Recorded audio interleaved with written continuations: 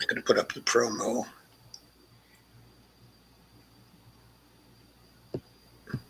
Okay, we can share now. All right, done. I'm going to put it to this one too. Okay, Facebook always takes a while because there are lots of different groups to share. All right, I shared it on a couple of places. I'm going to share it on Twitter too. Yeah, good idea. Share it on Twitter. I'm going to share the YouTube. It's already come on Twitter. You did it, or someone else did it, so it's good. But I'll retweet it. Yeah, probably either Dolores or Lana. Yeah, Dolores did, so I'm gonna retweet it. Okay. Done. Excellent. Tweet, twiddly deep deep. All right.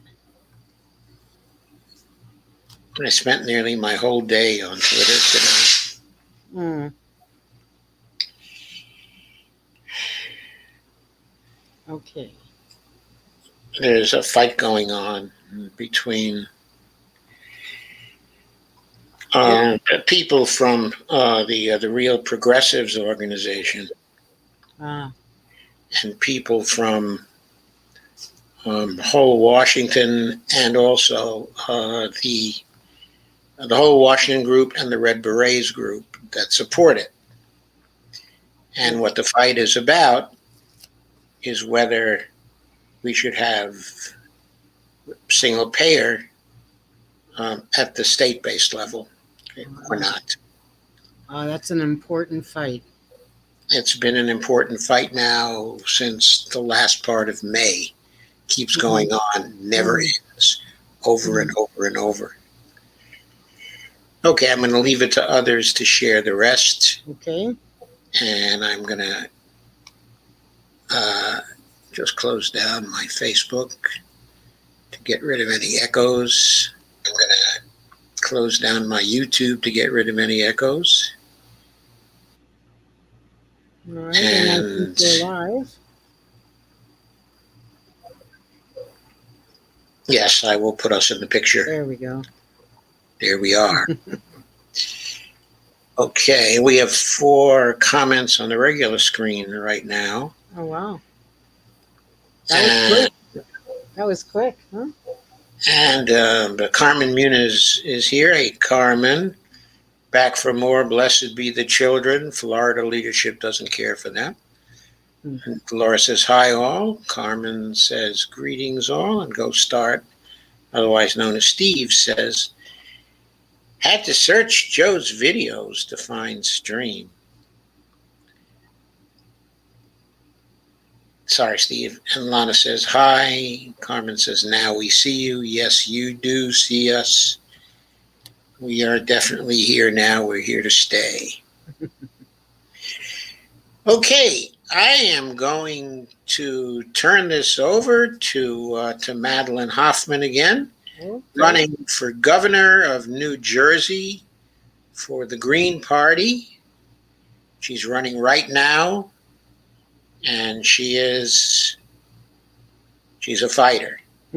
I will tell you that. She is definitely a fighter. You got that right.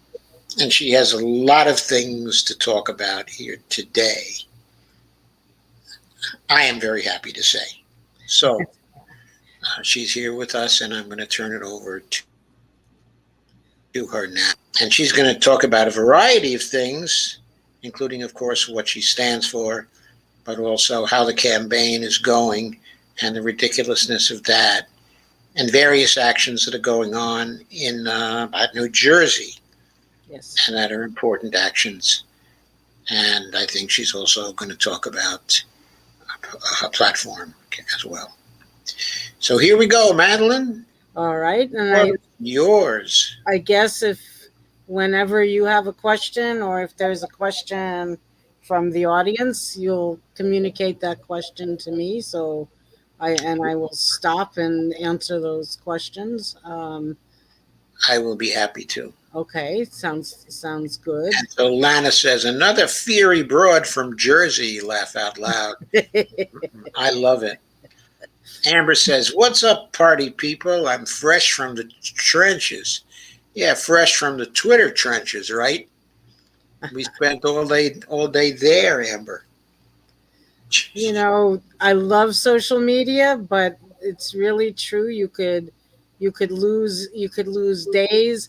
Remember that movie going back a long ways with Ray Milland called Lost Weekend? He can't get himself off the bottle, and so at Twitter we can have lost days, lost nights, lost weekends.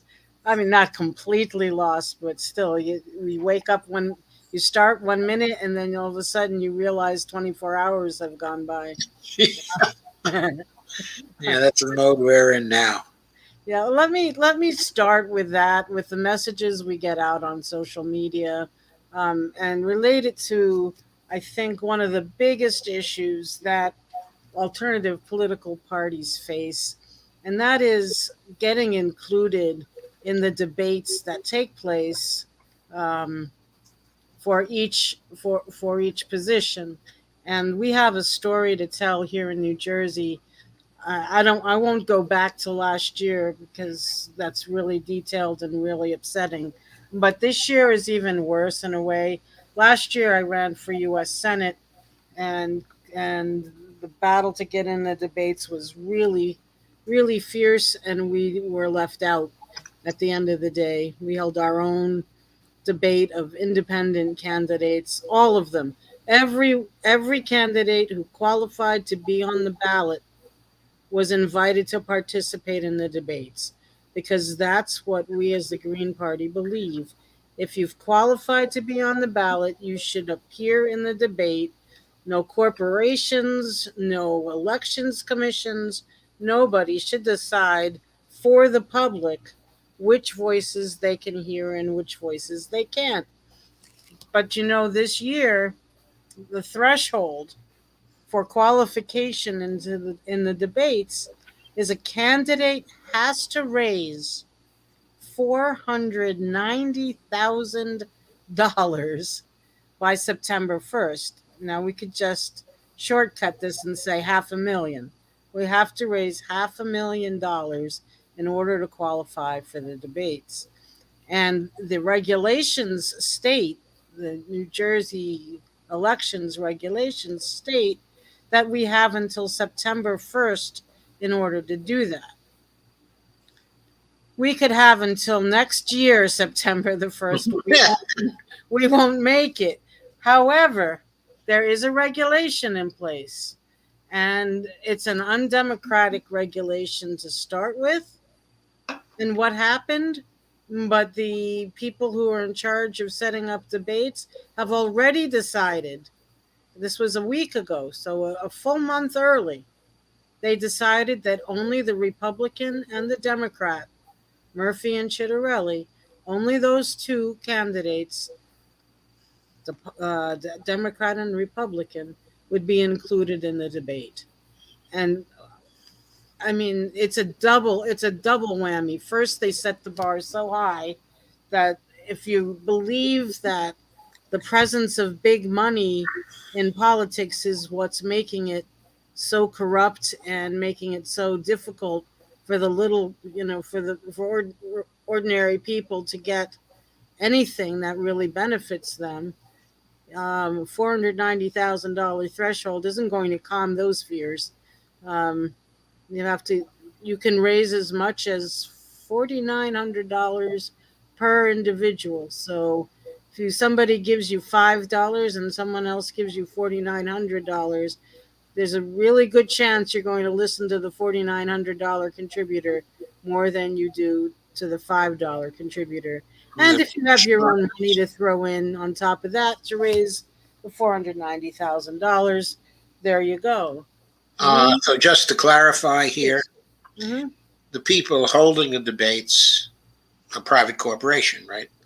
This one is sponsored by WABC TV. Yes, I don't know. Is that Westinghouse, owned by Westinghouse? Um, Okay, so I'm it's not sure which a of the private corporations. corporation. Yeah, There are no debates any longer that are under a nonprofit organization or that are under a certain kind, okay, of public organization. There's nothing like that anymore. not at the state level. Although the League of Women Voters might hold something, some other organizations might hold something. At the national level, we have the National Debates Commission. The National Debates Commission took over the setting up the debates from the League of Women Voters. The voters and the National Debates Commission Yes, is basically owned by the two parties, isn't it? and the corporations that fund them. Yes, exactly. Right. That happened. That was established after Ross Perot got into the debate in with Yes, that. and that's perhaps the most important thing that has disenfranchised the third parties. Mm-hmm. Yeah, the lack of inclusion in any kind of meaningful debate. Remember back to when Jesse Ventura was running for governor in Minnesota. Nobody knew of him at the beginning. He was polling very low, and I don't remember exactly what the process was to get him in the debates, but once he was in the debates and people saw who he was and knew that he was a wrestler and knew all about his celebrity status and actually heard him speak, his poll numbers climbed really fast and really high. And as everyone knows, looking back at history, he won. He actually won that election. We're not going to be able to reach people in that manner as a third party, alternative political party, unless we get that kind of exposure through that kind of debate. We have to rely on word of mouth. We have to rely on going door to door. We have to rely on social media. We have to rely on independent media like you, Joe, and we've been doing this. I mean, we did that last year during the height of the pandemic. We did as much as we could at the grassroots level to get the word out, and it had an impact, but it certainly doesn't have the same impact as being on a televised debate. Now, of course, we could flop on the televised debate, or we could make some really good points, but at least people will know that we exist, and that's the when you're talking about democracy, that to me, to us, that's really important. And so we've had a debate with some of the people who do social media for Jack Chitterelli, and they've said to us, "Oh well, if you can't raise $490,000, how do you why do you think you should be considered a legitimate candidate?" Well, because we got the requisite number of signatures and support to get on the ballot. We are ballot qualified. Anyone who's ballot Yes, qualified is a legitimate is candidate. a legitimate candidate. Candidate by definition. Exactly. And the So why amount of do you think you're a legitimate candidate? Well, I qualified and my ideas are important. I am a qualified candidate. correct. My ideas are important. What you're doing is shutting me up and not giving a chance for those ideas to circulate and to persuade people. Exactly. Or I mean, in some cases like this, we are taking the points of view of people who have been in the streets. We've been in the streets with those folks for defunding or demilitarizing the police, or affordable housing, or taking the COVID relief money in New Jersey that Governor Murphy can decide how to spend, and the way he's doing it is for um, those on the outside, I guess the undocumented. He's allowing something like $97 per person.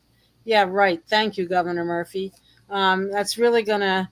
I mean, maybe you could put dinner on the table one night or two nights in the week. um, that we've marched with those folks. We've marched, in solidarity with people from Puerto Rico um, who demand independence, or at least some some relief from the enormous debt that they face. So these aren't ideas that we pulled out of a hat somewhere. These are ideas that are circulating, that where people are organizing to strengthen the opposition or support for some of these ideas. And look, I just was watching this morning video footage from Greece of the wildfires, and in New Jersey and elsewhere, we know that people, especially aged 15 to 30, feel like, and rightfully so, that there's no more time here to address climate change. There is no more time. But the Democrats and Republicans are dilly dallying and playing around with this. And Governor Murphy, he says we'll get to 50% renewable energy in New Jersey by the year 2030, and 100% renewable energy by the year 2050, 2050. And that recent report from yesterday, the International Panel on Climate Change, said we don't have that kind of time. We need to have massive action taken right now. Well, if you keep my voice and other voices out of the debate saying those things, it's going to be really hard. It's going to be harder for us to mobilize people, or for the people who are already mobilized. Bless you. Thank Um, you. you're welcome. To have their message heard and acted upon. Um, so yeah, I mean, keeping us out of the debates, keeping our voices out of the debates has an impact on the ability of people to fight for change. Yes, it has also an impact on their ability to understand the issues because you bring a different perspective to the Yes. debates and a Yes. different kind of explanation of the issues than the two major parties have. This is correct. This is correct. And part of the reason for that is that we do not take money from political action committees. We do not take money from corporations. I've signed a pledge that I would take no money from the fossil fuel industry. I'll take no money from the pharmaceutical industry. I'll take no money from any of those industries and major corporations. So if I say we need to combat climate change, and we have a couple pipeline proposals in New Jersey and a fracked gas power plant proposal in New Jersey, and I maintain we will not give a permit to those power plants or those pipelines, I won't have anybody in my ear saying, oh, but wait, I gave you X amount of dollars for your campaign. You can't do that. I, my promise would be to the people, not to the corporations. And I guess even having somebody say that is dangerous to the Republicans and the Democrats. Even Certainly is. mm, I guess because we're pointing out who they are and what they're doing, and they don't want people to know. They want people to hear what they say and think, "Oh, look at all the nice things Governor Murphy says." But then, if you look behind them to see what he's actually done, um, very disappointing. Very disappointed. Yes, right. And if you wonder why, well, then you have to look at his donor list and what they've given. And then you have the explanation for why he has acted in the way that he has acted. Yeah, it's not that difficult. As soon as you find out who those folks are, well, and we know that Murphy, he was a Goldman Sachs boy.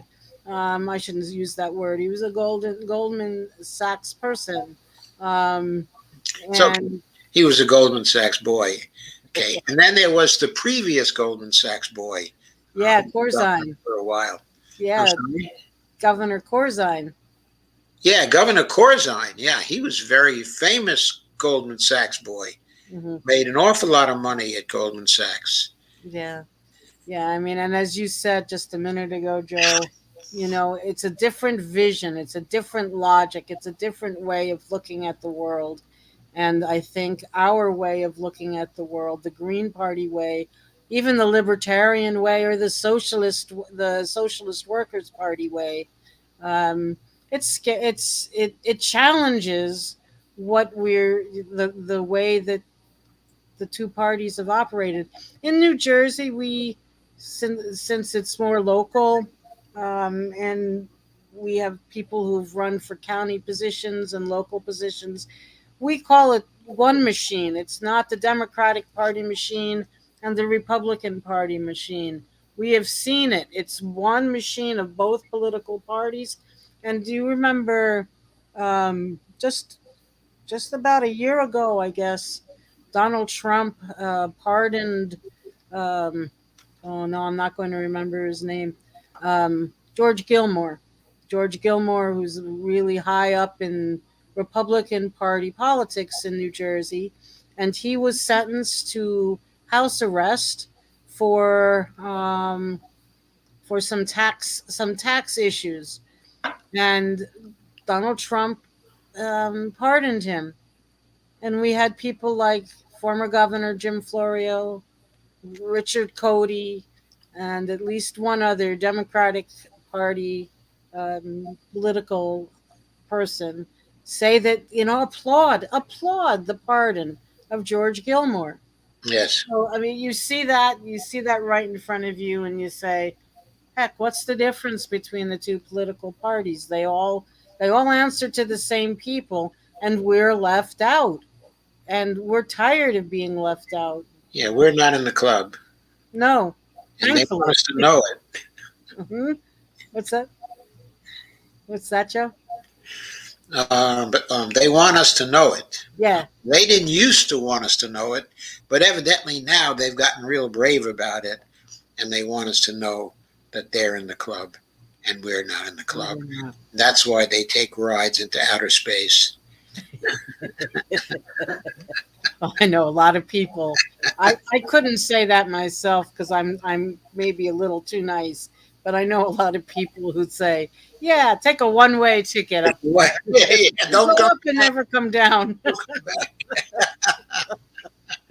But Bezos and Amazon, they were part of my 2018 campaign, because in the city of Newark, um, there was a homeless shelter.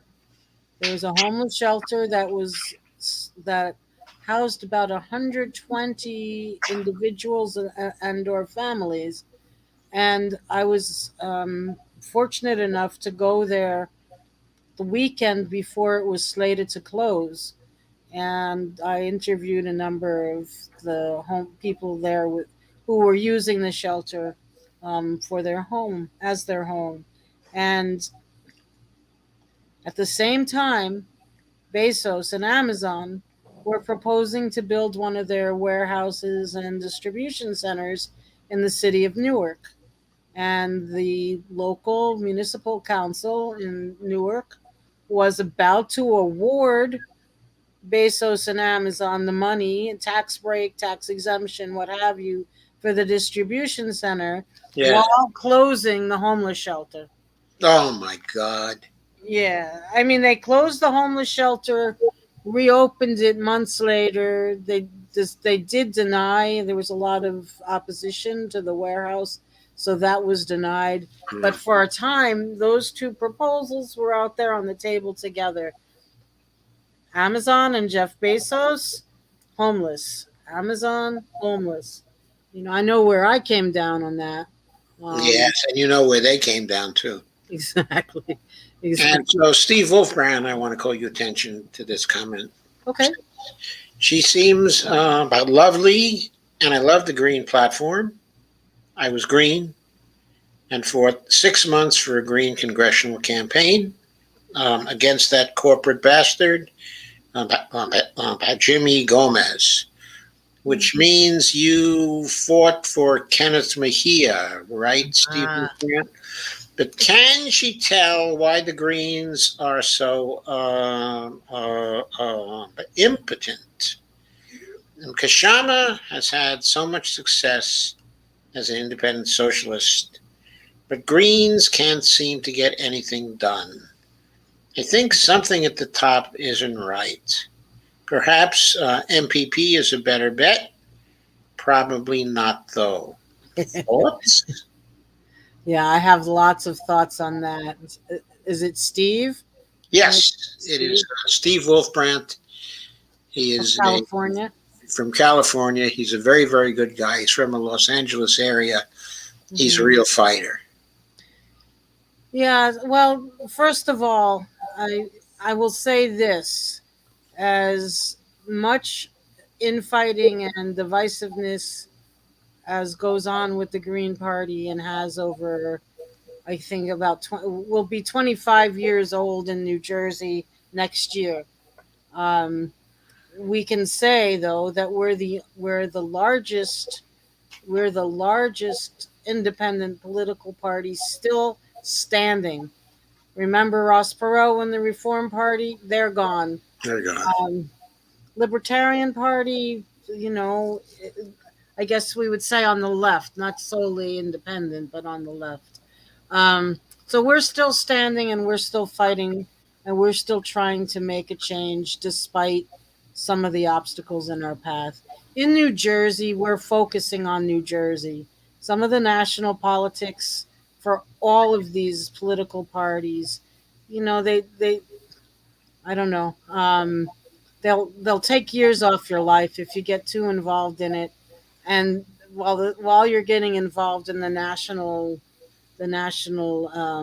dynamics, you're ignoring what's going on the ground here in New Jersey. The Greens in New Jersey started out with 4,000 registered Greens when it was became possible to register as a Green, maybe 10 years ago. 4,000 registered Greens. We now have 12,000 registered Greens. So we are growing internally. We are growing within the state of New Jersey. And that's one reason why I'm running for governor after running for U.S. Senate last year. I debated a little bit. I didn't want to be seen as somebody who just runs whenever there's an opportunity to run. But I also didn't want to see our hard work from last year with 38,000, more than 38,000 votes go without being able to build on it this year. And we also have in New Jersey, we have a strong group of young people. We have the young eco socialists, and we have about 50 volunteers and interns on my campaign, large percentage of which are under the age of 30, and many are in high school and college. And for me, um, whatever's going on nationally, um, it's not relevant to me and what's going on here within the state of New Jersey. And I'm running and I'm working with the Green Party despite the challenges in order to provide an alternative for young folks who really have no place to go. You know, they don't. The Democrats and Republicans, so many of these young folks have learned already before the age of 21, even before they vote for the first time, that the Democrats and Republicans don't represent them. And so we, as eco socialists in the Green Party, um, we provide an option, and I will be very happy to step aside and let this large group of young folks steer organize and build the party in the next 5, 10, 15 years. As for MPP, you answered your own question. Um, we've had I don't want to get into the nuts and bolts of it, but they have a lot of problems. They were positioned to do to build after last summer's convention, and there were many people within MPP who were disillusioned and disenchanted with the lack of democracy within the MPP and the leadership. I'm not going to name names, but many of you probably know the names. Um, the leadership acting like they're the only ones who know how to organize, and how dare you challenge or want to do things in a different kind of way. And here in New Jersey, I'll just, you know, they would not endorse me. They would not interview me. They would not even grant me an opportunity to speak at their rallies. Instead, they selected someone, another activist, longtime activist, someone I've respected for years. Um, but he was running as a Democrat in the primary against Senator Booker, and I was not in the primary. I ran as a Green, and they chose to work with the Democrat. So I think people are going to find that MPP, if it survives, if it can keep itself together, they're going to be more inclined to work with the Democratic Party than the Green Party will be.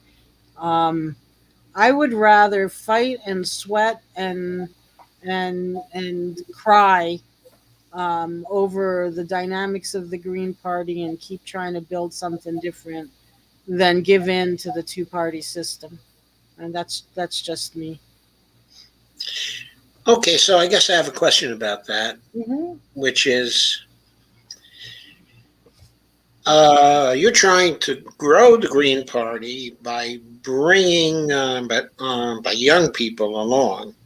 Okay, Mm-hmm. at this point, especially those people who are convinced that there is no more time. Correct. Okay, and those people, of course, are very, very important for all of us because there is no more time. So, how do you bring them along fast enough to make a difference? Because they Well, have to rise fast because yes. we have no more time. Yes. And in one large measure, I have to step out of the way. Um, open the door, say these are the issues, this is what we're working on. How should we frame it? Where are we going? How do we push for this? I'm not in a position. I don't want to be in a position to say, "Oh no, that will." Don't say it that way. That's not going to work. Um, I want to be in a position. Yeah, I can offer advice because I've been an organizer for 40 years, but it's a very fine line between bringing people along and providing the avenue for people to walk on, if you know what I mean. Like, Yes, here, you take it, you run with it, and at different points, if I think that there might be a pothole along the way, I can say something. um, but I also firmly believe that the youth are not. A lot of people will say, bring them along because they're our future, and I will say, sure, they're our future, but they're also our present. They're the voices that need to be listened to right now. My voice is only a reflection of those voices, or my voice is a reflection of the Black Lives Matter movement. My voice is a reflection, of the movement for Medicare for all, improved and expanded Medicare for all. I'm not somebody who's putting ideas forth in a vacuum. I am putting ideas forth that other people have shared and other people are working on day in and day out. Can we do this fast enough? Time will tell. it seems to me that something extraordinary has to happen. Mhm. Something extraordinary that finally causes the mass of people to recognize the truth, which is that the old parties have to go. They both are corrupt. They're paralyzed. They cannot act. Okay, they're paralyzed by the donors. This is They correct. cannot act to do things according to the public purpose. They will not recognize the severity of the problems we all face. They will not do anything about those problems, even though the right policies are in front of their faces. Uh, so it's just necessary for the whole population to decide almost at once, the whole voting population. These parties are not the answer. We have to look to other candidates. We have to look to other parties.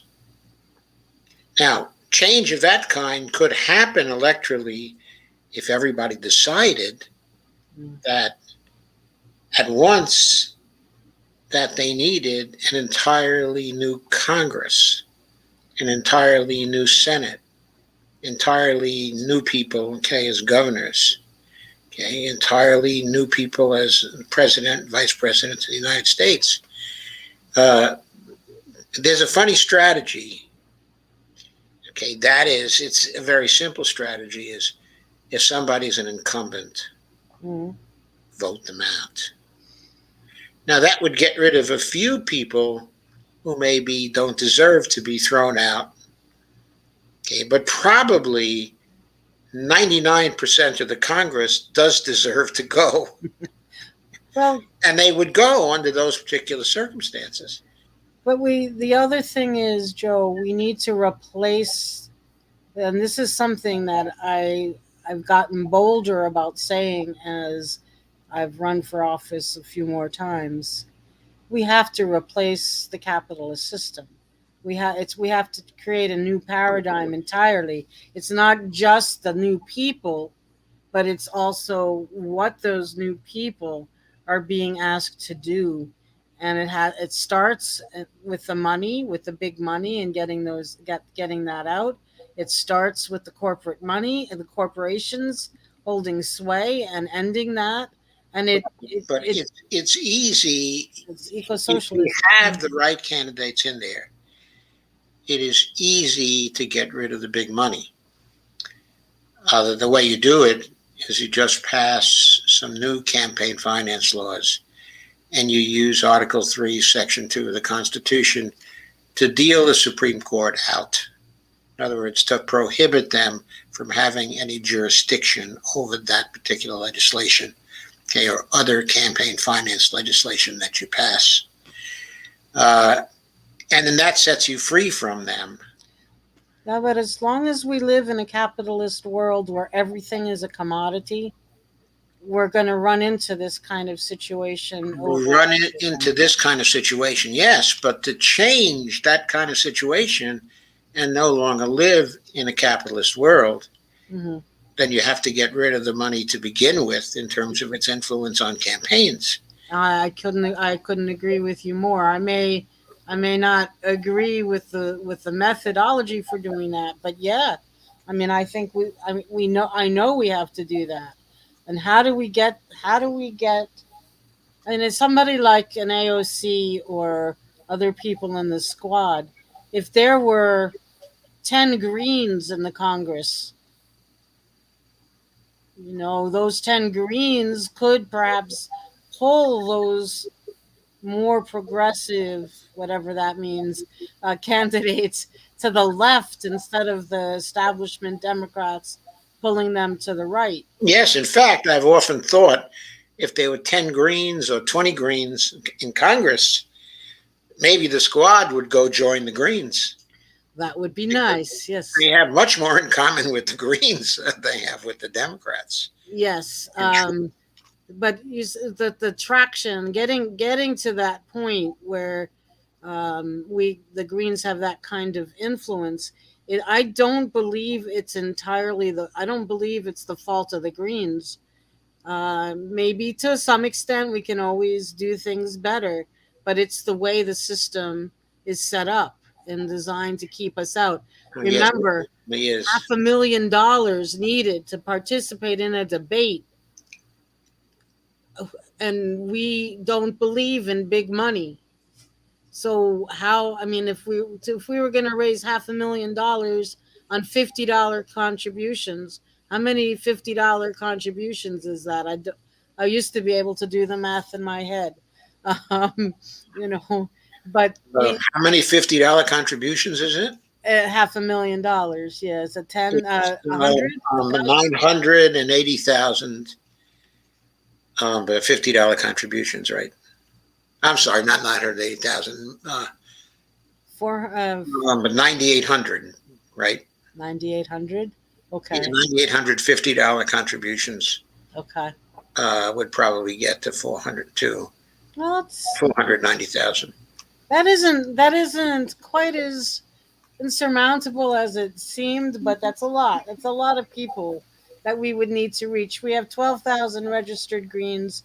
Um, if we have other independents, we're trying to work a little bit more closely with other independents in New Jersey, even if they're not green, so that we can build that wave of people who are saying Democrats and Republicans out on your, out on your ear. You're out. We're tossing you out because you're not taking care of or listening to what the people need. It's a long, hard haul, and the presence of Donald Trump didn't make it any easier, because what you get is you get a replay of the Democrat Republican ping pong match. Okay, tag you're it, no tag you're it, tag you're it, and we keep changing, Democrat Republican, Democrat Republican, while we go over the cliff. Okay, so I have a question to Sure. ask you. Time is getting short here. Yes. Okay, and I just wondered what we in the alternative media can do. Ah. Okay, now I know, okay, that I have you on. Why don't all the other people in alternative media have you on so you can have a shot at it, at least, okay, in New Jersey? There are people with a lot larger platforms, okay, than I. Why aren't they talking to the Green Party candidate for governor, okay, in New Jersey? That's a good question. I mean, we have some supportive media folks, um, and we get on. I talk wherever I'm asked and wherever I'm invited. Um, you I can know tell I don't. I'm not. I'm rarely at a loss for words, right? But that's perfectly all right. You're a very, very good talker, a very, very good conversationalist, thank you. and it's not at all uncomfortable to Okay, talk to good, you for good. hours. Yeah, we're gonna. Thank you, Joe. We're gonna try again this year. We're gonna circulate a petition about participating in the debates. We're going to do as much media work as we can about the need for us to participate in the debates. And then, if all else fails, I mean, we will organize like we did last year. We organized a debate of independent candidates. Of course, the problem is that WABC TV and their debates, they're going to get thousands of viewers.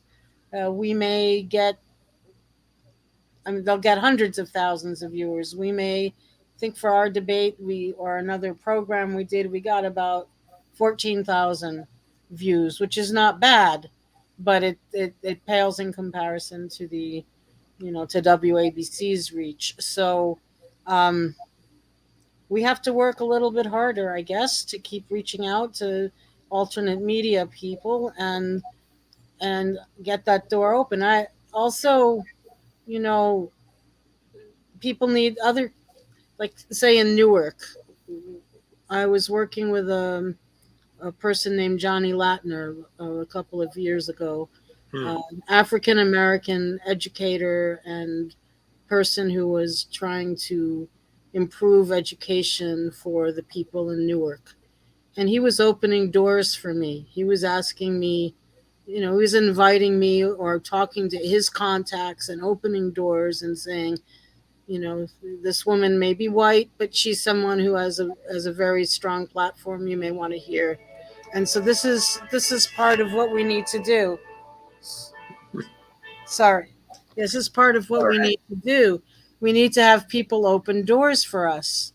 Um, and so I put out that appeal to people listening and watching. If you know somebody in the alternate media world, there are more people in alternate media now than there were 2 years ago, I guess, because of people working from home. There are more podcasts, there are more opportunities to be heard.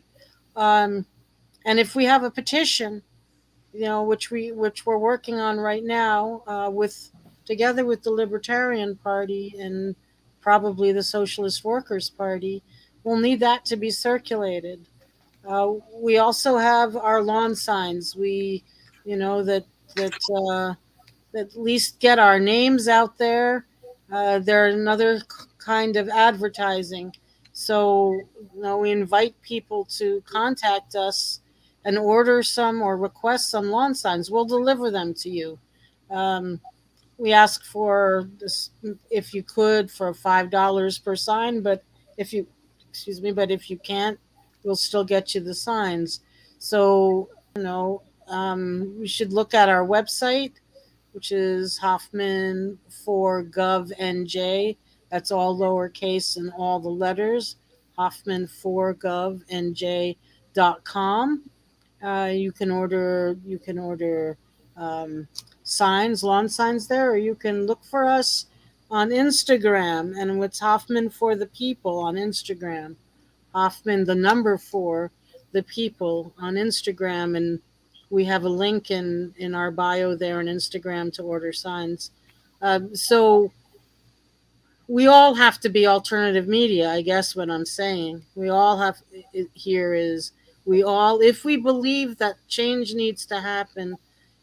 The other thing we advocate for very strongly is ranked choice voting, because this is something else that puts us in this box where people say, oh, we have to vote for the lesser of two evils, because if we vote for our conscience, we vote our conscience, we may get the greater evil in.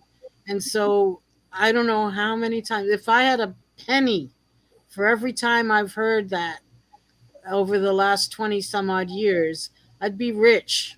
And if all those people who say, well, we have to vote the lesser of two evils, I'm going to hold my nose and vote for this Democrat. I'm going to hold my nose and vote for this person and that one.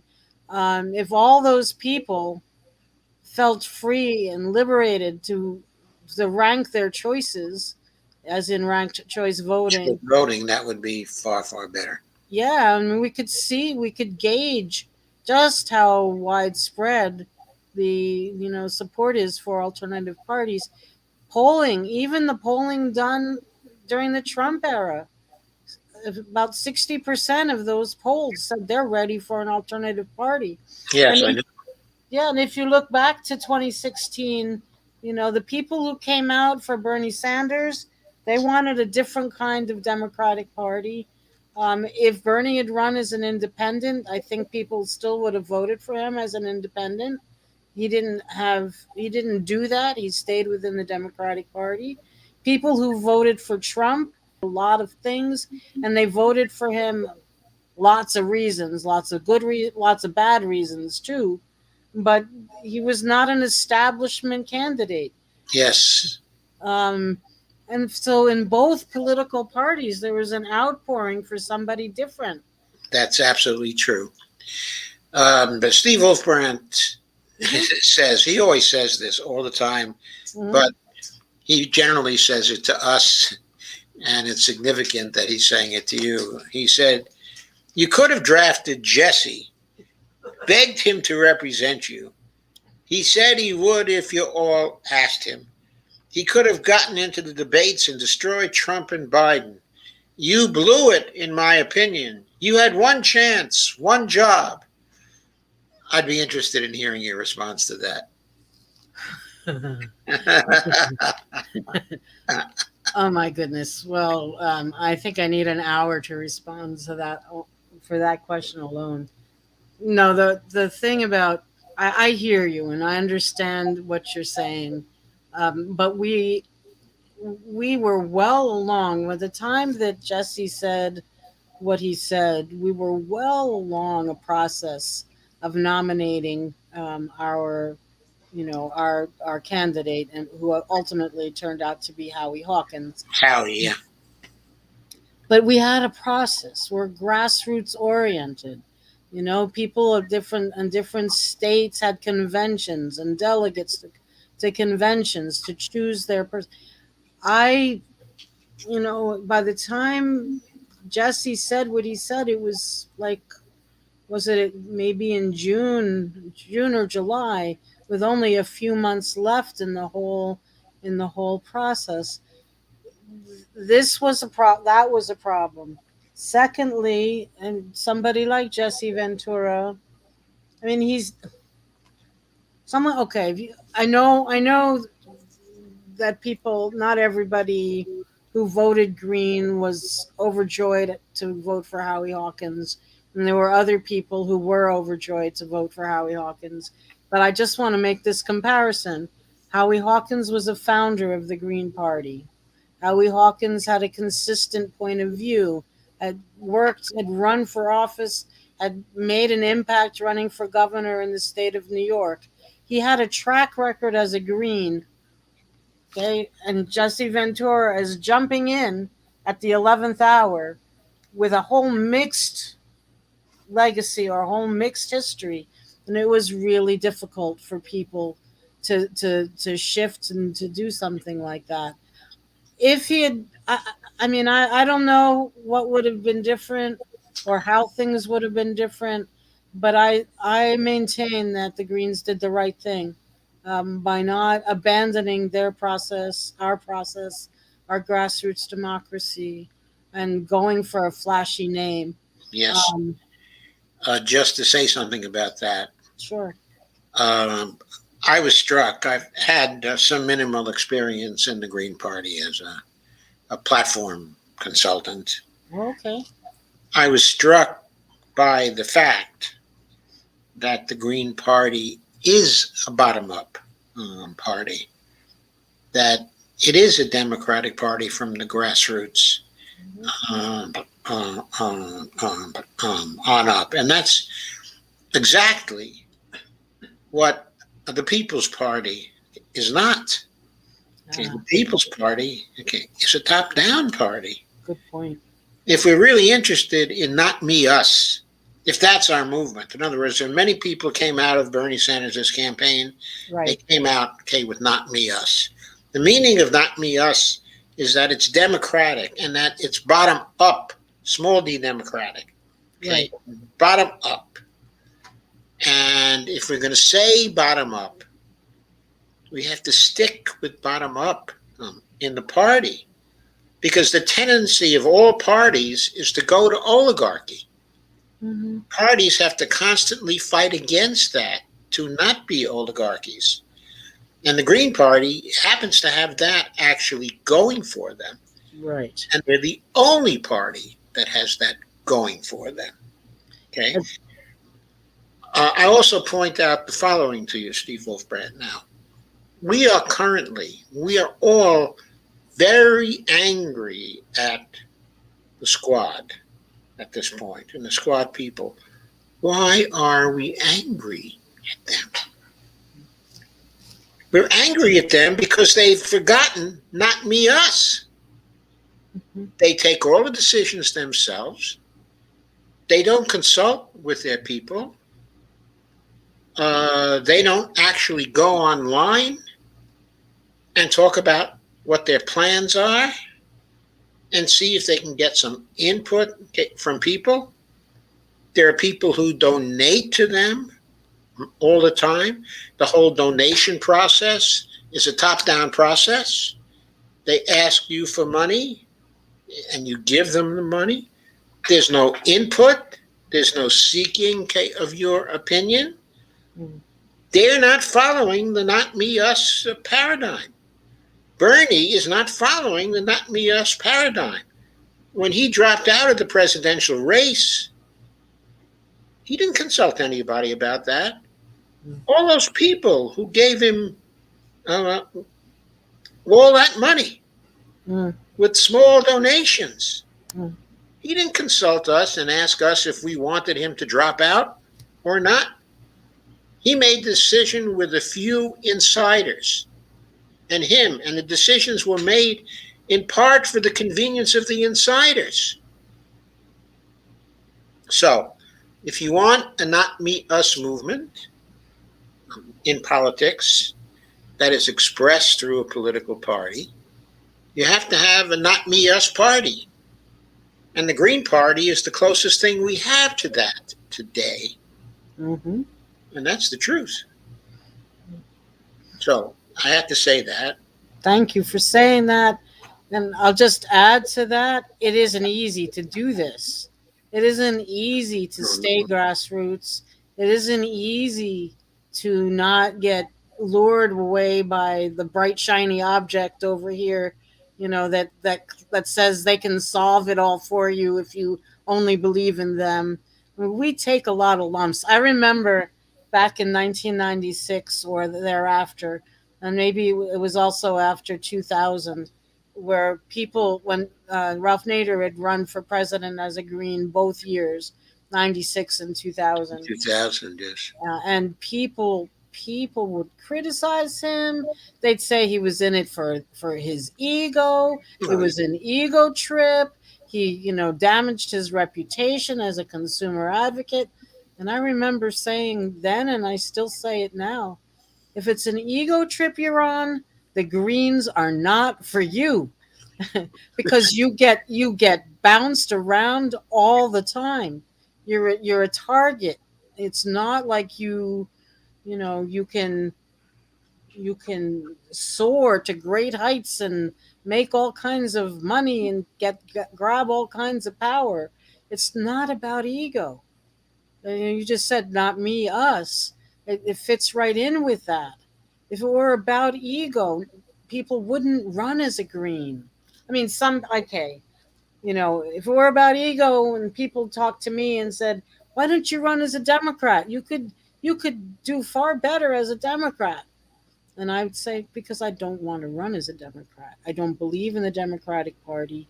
I don't believe in their policies. I don't want to be controlled by the donors in the Democratic Party.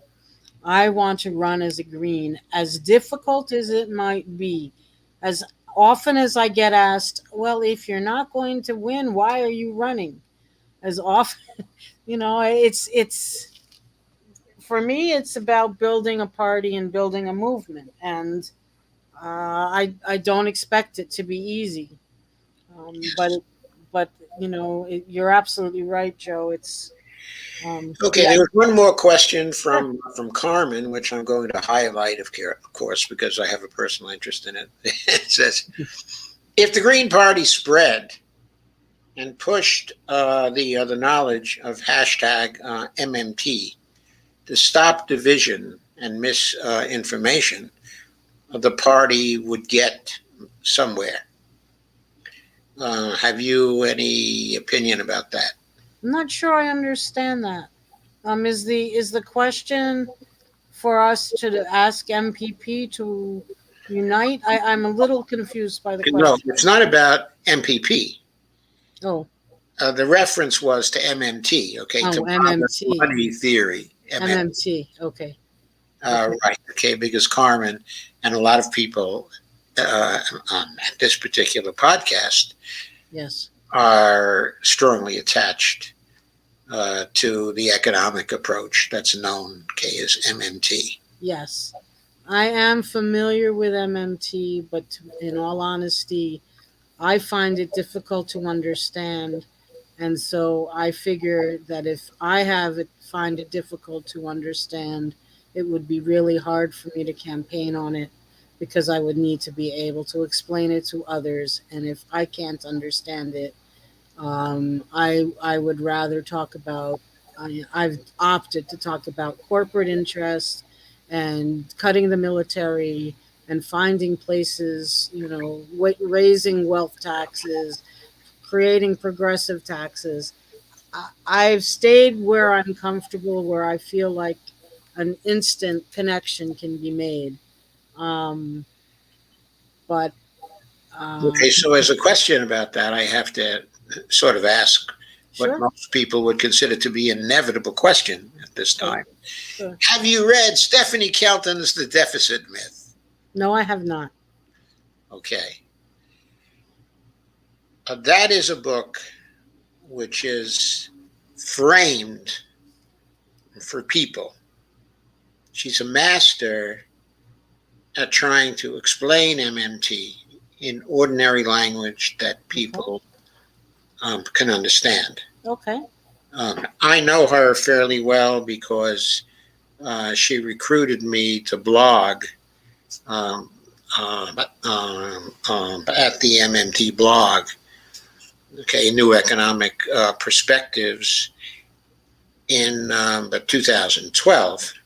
And I Okay. knew her before then because I set up an MMT conference in opposition but to the Peterson Foundation first summit in 2010. That was a summit that was pushing austerity during Mm, the administration of Obama, and we set up a counter conference within 3 weeks.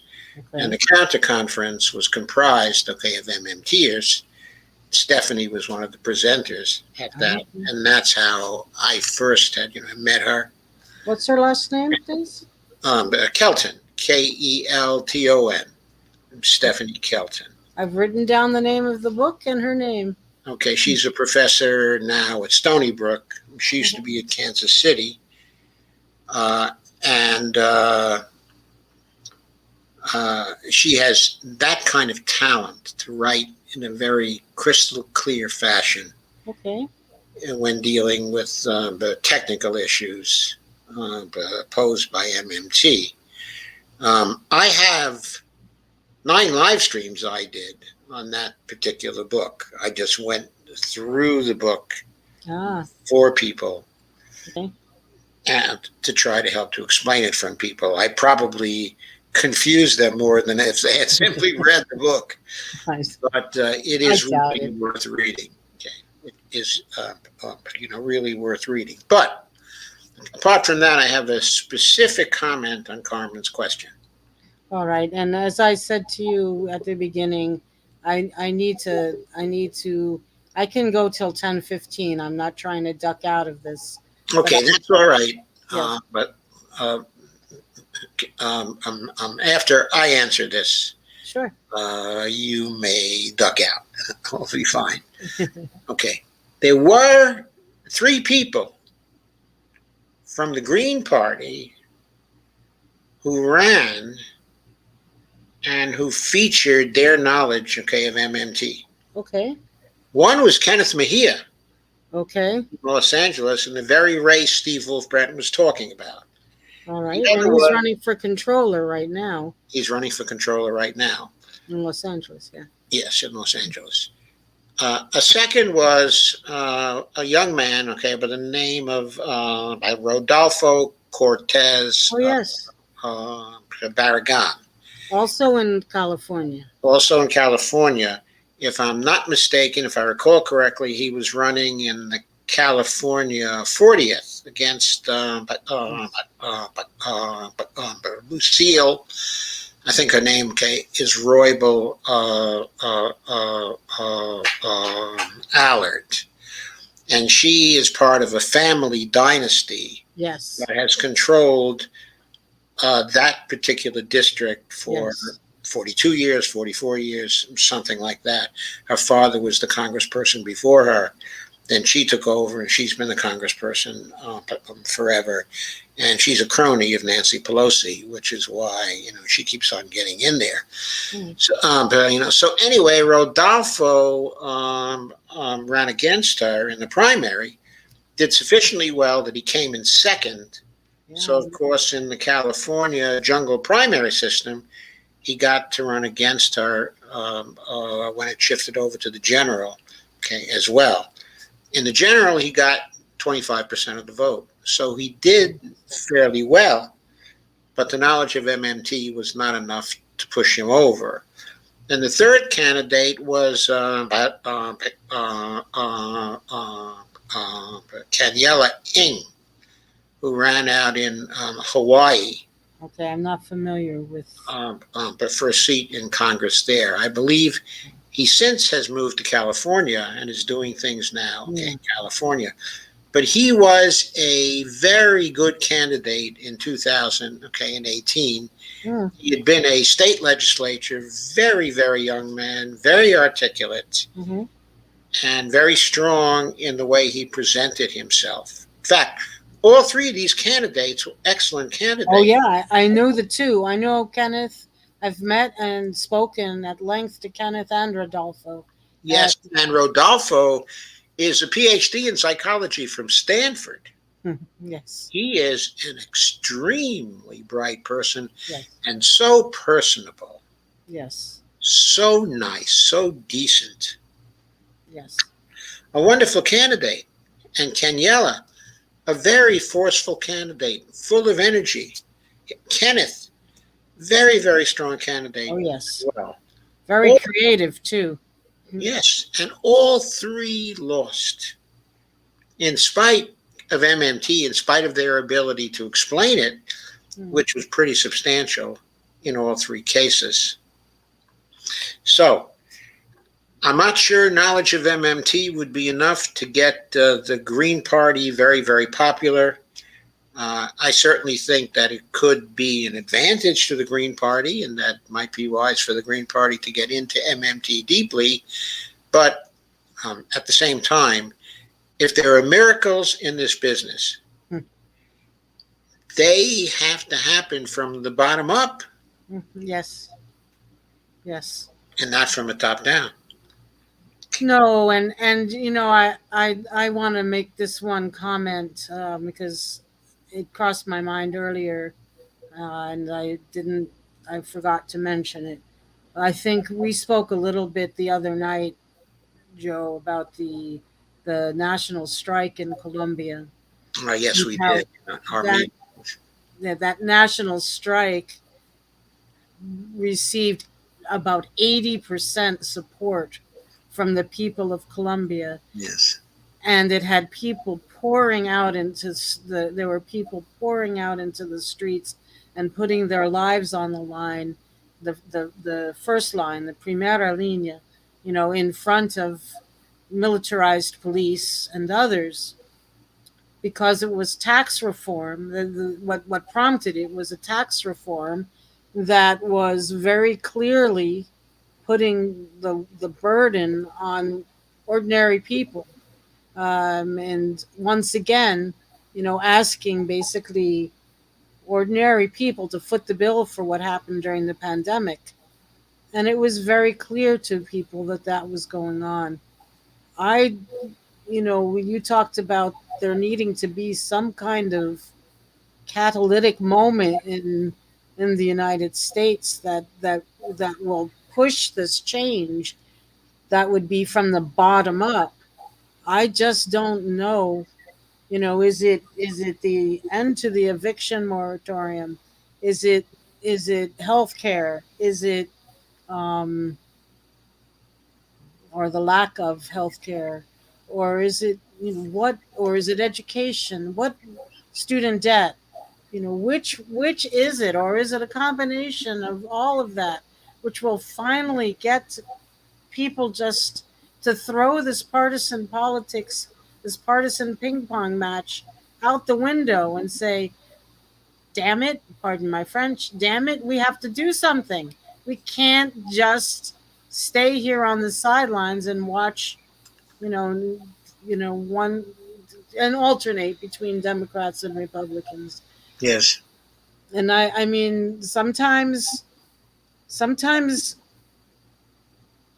well, I guess the strongest movements, they're not spontaneous exactly, but they come from forces like, I mean, maybe if the whole, I don't know, on the environment, something could happen that sparks people to go into the streets. I just don't know.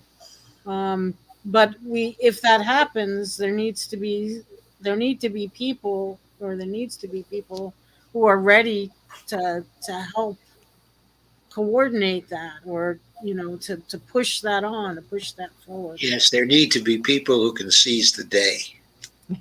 There you go. On the carpe diem. Yeah, exactly. I see that. I agree with you. I agree with you. Okay, Madeline, thank you for coming, and My thank pleasure. you for another wonderful conversation. My pleasure, Joe.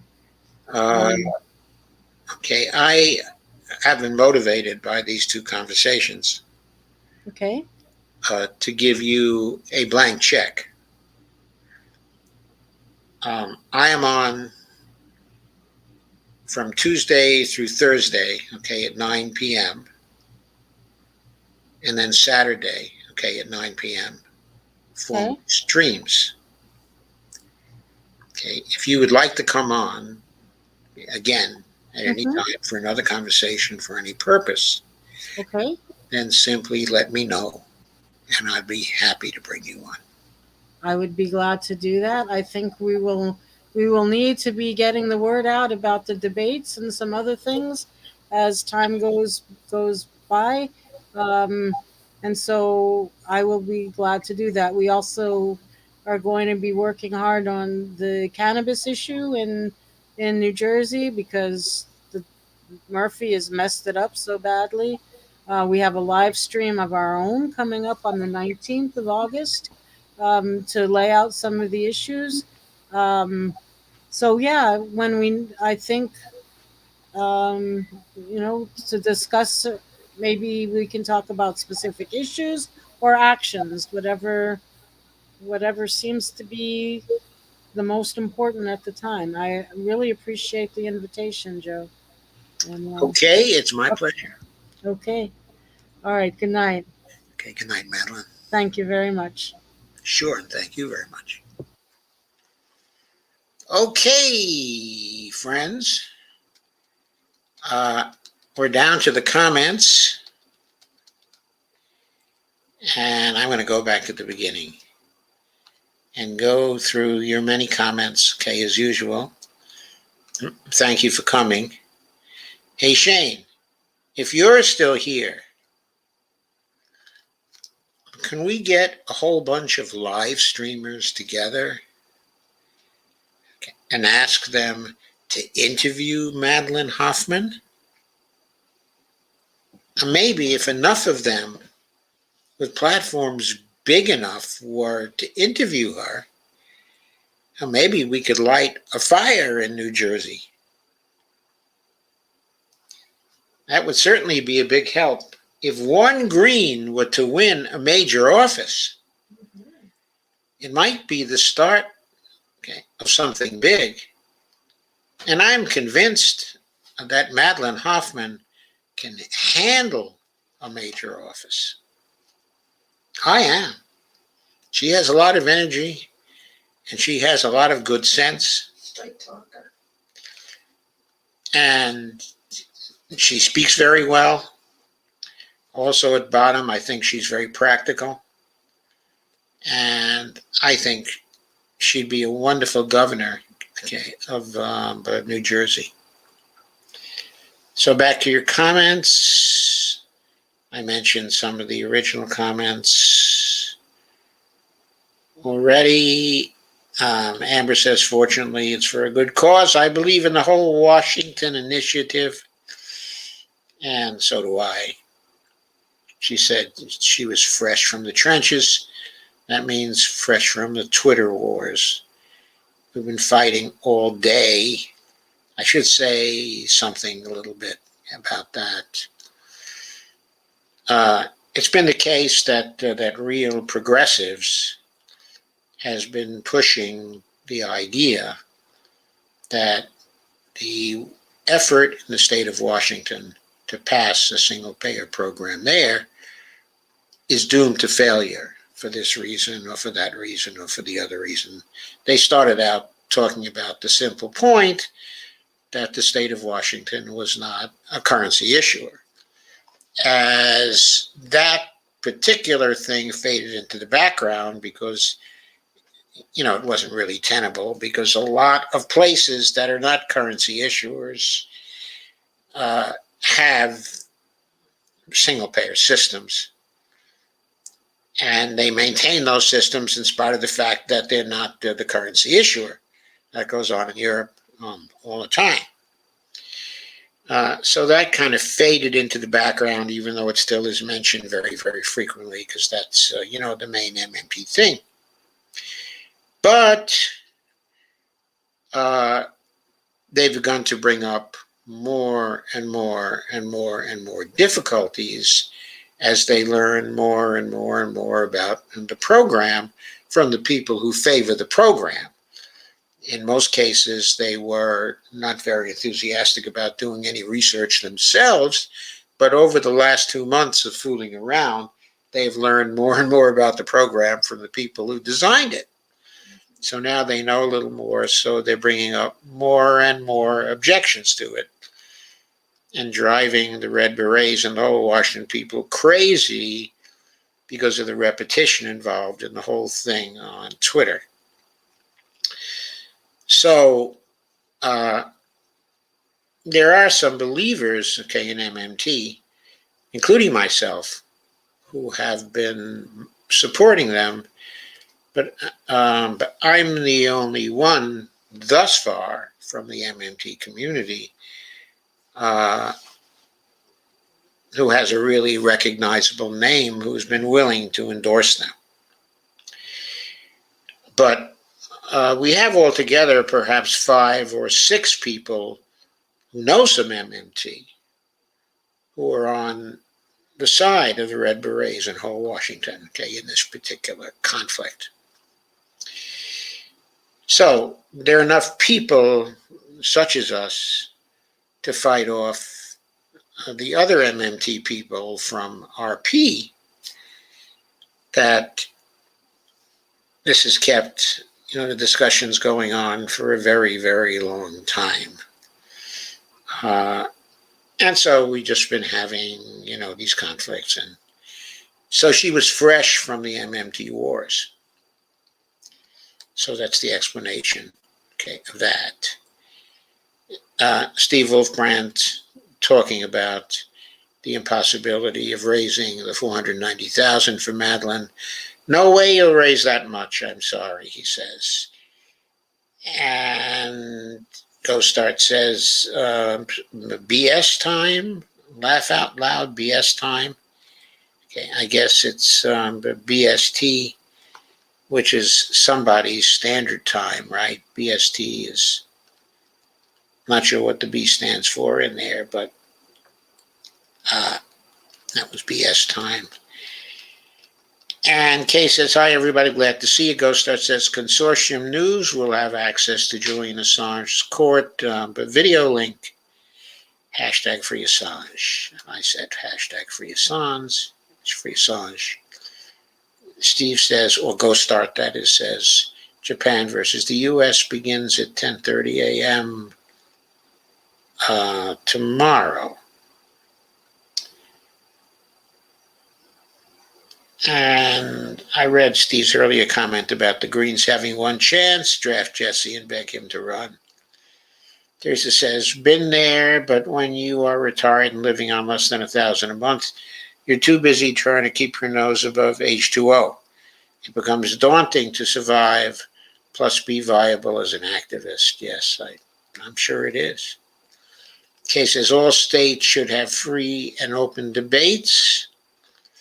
Sandy Degg says, hello. Hi, Sandy. Great to see you here. Kay says, hi, Sandy. And I say, hi, Sandy, and great to see you here. Carmen says, as long as you have a roof over your head and clean water, you can make it. It won't be easy or comfortable, however. It's more than many more poor people have it. Sandy says, hello, Kay. Teresa says, there are a variety of contributions across the age and economic spectrum. Unfortunately, hashtag ageism is another tool for economic efficiency that eliminates accumulated knowledge from the work pool. Sandy says, shared with my New Jersey groups. Thank you, Sandy. That's wonderful.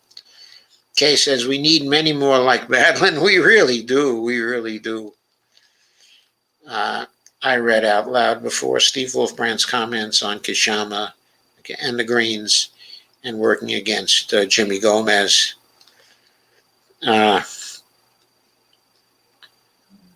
Go Start says 10:30 BST, so 4:30 a.m. EST, says Steve. Steve is Go Start anyway. Teresa, so why does no one frame the fossil fuel problem from a less altruistic for those who think they are not part of what happens to the earth? We now have used half of the world's fossil fuels. Hashtag essential use only. And Shane from KRD TD Media says, hey Joe, hey Madeline. Kay says, I doubt MPP is going anywhere. Teresa says, fossil fuels, ha. Lana says, I said that too. Let them stay in space. Bon voyage. And Carmen says, Joe, George Carlin said that. My grandma had the tape about it. It's a big club and you ain't in it. That's right. Actually, it's not that big a club, I don't think. Teresa Sanders says fossil fuels are half depleted within 150 years, and we are now using more and faster. We have no alternative for combustion fuel, essential long-term plastics, etc. How will we keep warm, etc. in the future? Well, it's going to have to be through solar and wind and water, isn't it, Teresa? For the most part. Geothermal, too. Stacy says, hello, my peoples. Hello, Stacy. They said, I got kicked off the voting roster as a green and into unaffiliated because we failed to get enough votes. Yeah, Stacy says, MPPs are uppity bitches. And Kay says, I've heard scuttle, but that MPP helped Nina lose Ohio. I don't know how they did that, but they got really raked over the coals by Tim Black in just a classic rant he did against everybody and everybody who he thought had a part in helping Nina to lose in Ohio. I saw that rant, took the time to watch it all today, and I understood most he was. I understood most of what he was saying, but I didn't understand what the great crime was that was committed by Brianna Joy Gray. I guess it was something about force the vote. Okay, I guess Nina wasn't supporting force the vote at that time. So Bree for a while in January was not entirely friendly to Nina. I think later she became much more supportive of Nina, but Tim was angry at the fact that the early support that Nina needed to build an even bigger lead over Chantal, which might have helped her to win, was not there because some of the lefty people split with Nina over the force the vote issue. Just for the record, I split with both Nina and the force the vote people because I was for forcing the vote to get rid of Pelosi, not for forcing the vote to get a floor vote, okay, in Medicare for all. My reasoning was, listen, just getting a lousy floor vote, okay, for Medicare for all is not enough. You got to do a lot more damage than that and get a lot more reward, okay, than that. And those rewards and that damage was available in getting rid of Nancy Pelosi, who has, in my opinion, had a disastrous year since she took over the speakership again in January. I think the Democrats would have done far better in Congress had they gotten rid of Mama Bear at the start of the year. Steve says, MPP endorsed Nina Turner. Yeah, they did, but they might have endorsed her too late for Tim Black. And even though they might have endorsed her too late, in supporting her in Ohio, they might have run, I don't know, maybe they said various things or they acted in a particular way, the MPP workers who were there, that did not help me to win. I don't know about that because I wasn't there, but that may be why Tim Black was excoriating them. So, now I did see also the Vanguardians trying to treat this, along with Sabi Sabs, who was with them at the time. And they were thinking that this was all about Tim Black's ego, all about the fact that there were people who now had more followers than he had, and that, it was out of envy. I don't think I agree with that. I think that Tim seemed awfully sincere to me, and though I still don't think that the things that were done by Brianna Joy Gray at the beginning of January have really hurt Nina, in this election. I mean, I think she was hurt far greatly by having Jeff Weaver as her campaign manager. I just don't happen to trust that guy at all. But I also have to admit, I don't know what was going on the ground in Ohio. I don't know anything about the details of that particular campaign. So don't listen to me. I'm just voicing some random thoughts here about that. Teresa says, I'm totally for third parties. It's an issue of greater democracy and representation, which we are unfamiliar with after so long. I love the MPP platform. Does the Green Party have a plank for the indigenous? The Green Party may very well have a plank for the indigenous because Howie Hawkins and Mark Charles are close. I'd have to look at the Green Party platform again. I don't recall off the top of my head, but I do have the distinct impression that the Green Party and its higher level leaders are very, very friendly to the indigenous peoples of the United States and want to see justice for the indigenous peoples of the United States. And I doubt that the MPP platform has anything on the Green Party platform in that respect. Kay says, I hope the younger generation can try to save us all. Steve says, Kenneth Mahee is running for controller of LA County. Hope he makes it. A good man. He's an accountant after all. Carmen says, capital system or neoliberalism. And we got to get out of neoliberalism and we got to get out of the capitalist system. Steve says, I'm not involved in that anymore. Kay says, capitalism needs to go. Sandy says, I agree. We have to get big money out of politics and change the voting system. Carmen says, if the Green Party spread and push knowledge of MMT, I read that before. Sandy said, I would need a pencil to figure out the math, laugh out loud. And Kay says, we need to pass the Voting Rights Act, and that would be a start. Dems can't even get that done. Shake my head. Yeah, because they're unwilling to break the filibuster. Isn't that amazing? I mean, the filibuster is paralyzing them, hurting their chances of getting reelected. And those fools probably think they're going to ride this infrastructure bill that was passed in the Senate to victory.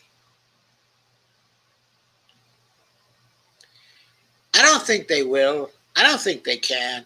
I don't even know if they can ride the combination of the infrastructure bill and the reconciliation bill they're working on to victory. The reason why is because if they keep allowing these Republicans to gerrymander and to voter suppress and to be able to overturn elections through state legislatures, then when 2022 comes around, it might not matter how well they've done on other issues. the whole election might be rigged against them and they still might lose. Stacy says the answer is $10,050. I think I said 9,800, did I? I don't know. I was a little confused at that time. Sandy says, why would they have it in the bag? Yes. Sandy said, why couldn't you do an online debate? I don't think she could get them to come on an online debate because, as you say, they've already got a debate outlet which only they can appear on. Okay, says Dems do not have it in the bag. People do not like Kamala and many other things. I think they were talking about the New Jersey election, Kay, not the national election. They certainly don't have that in the bag, running Kamala. And Joe may be totally incapable by 2024 or 2025. Kay says, good idea. Sandy Start says, 550 billion, 110 billion roads, bridges, 66 billion to rail, 65 billion internet access, 39 billion to transit, 55 billion to water infrastructure, 7.5 billion for about 4 electric vehicles. But Start. How many dollars within that 550 billion to private companies? How many dollars will be spent so private companies can get big rake-offs off the top? That's really the issue. Is that 550 billion for things that will do the people some good, or is it only 275 billion for doing people some good and another 275 billion for the oligarchs? Stacy says URLs don't have capital letters. Right. Kay says online debate is a great idea. A great idea for us. And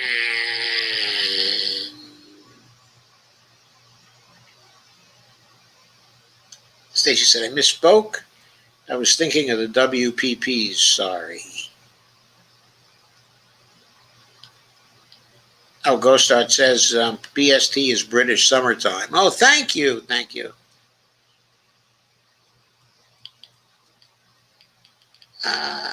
I'm sorry, folks. I scrolled down too fast.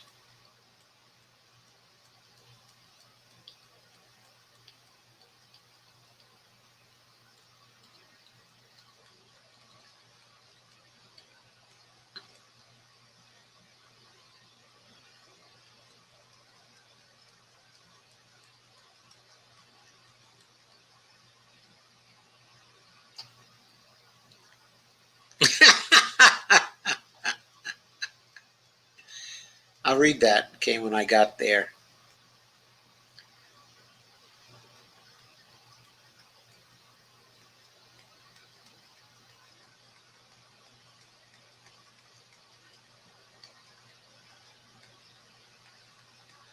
Oh, God.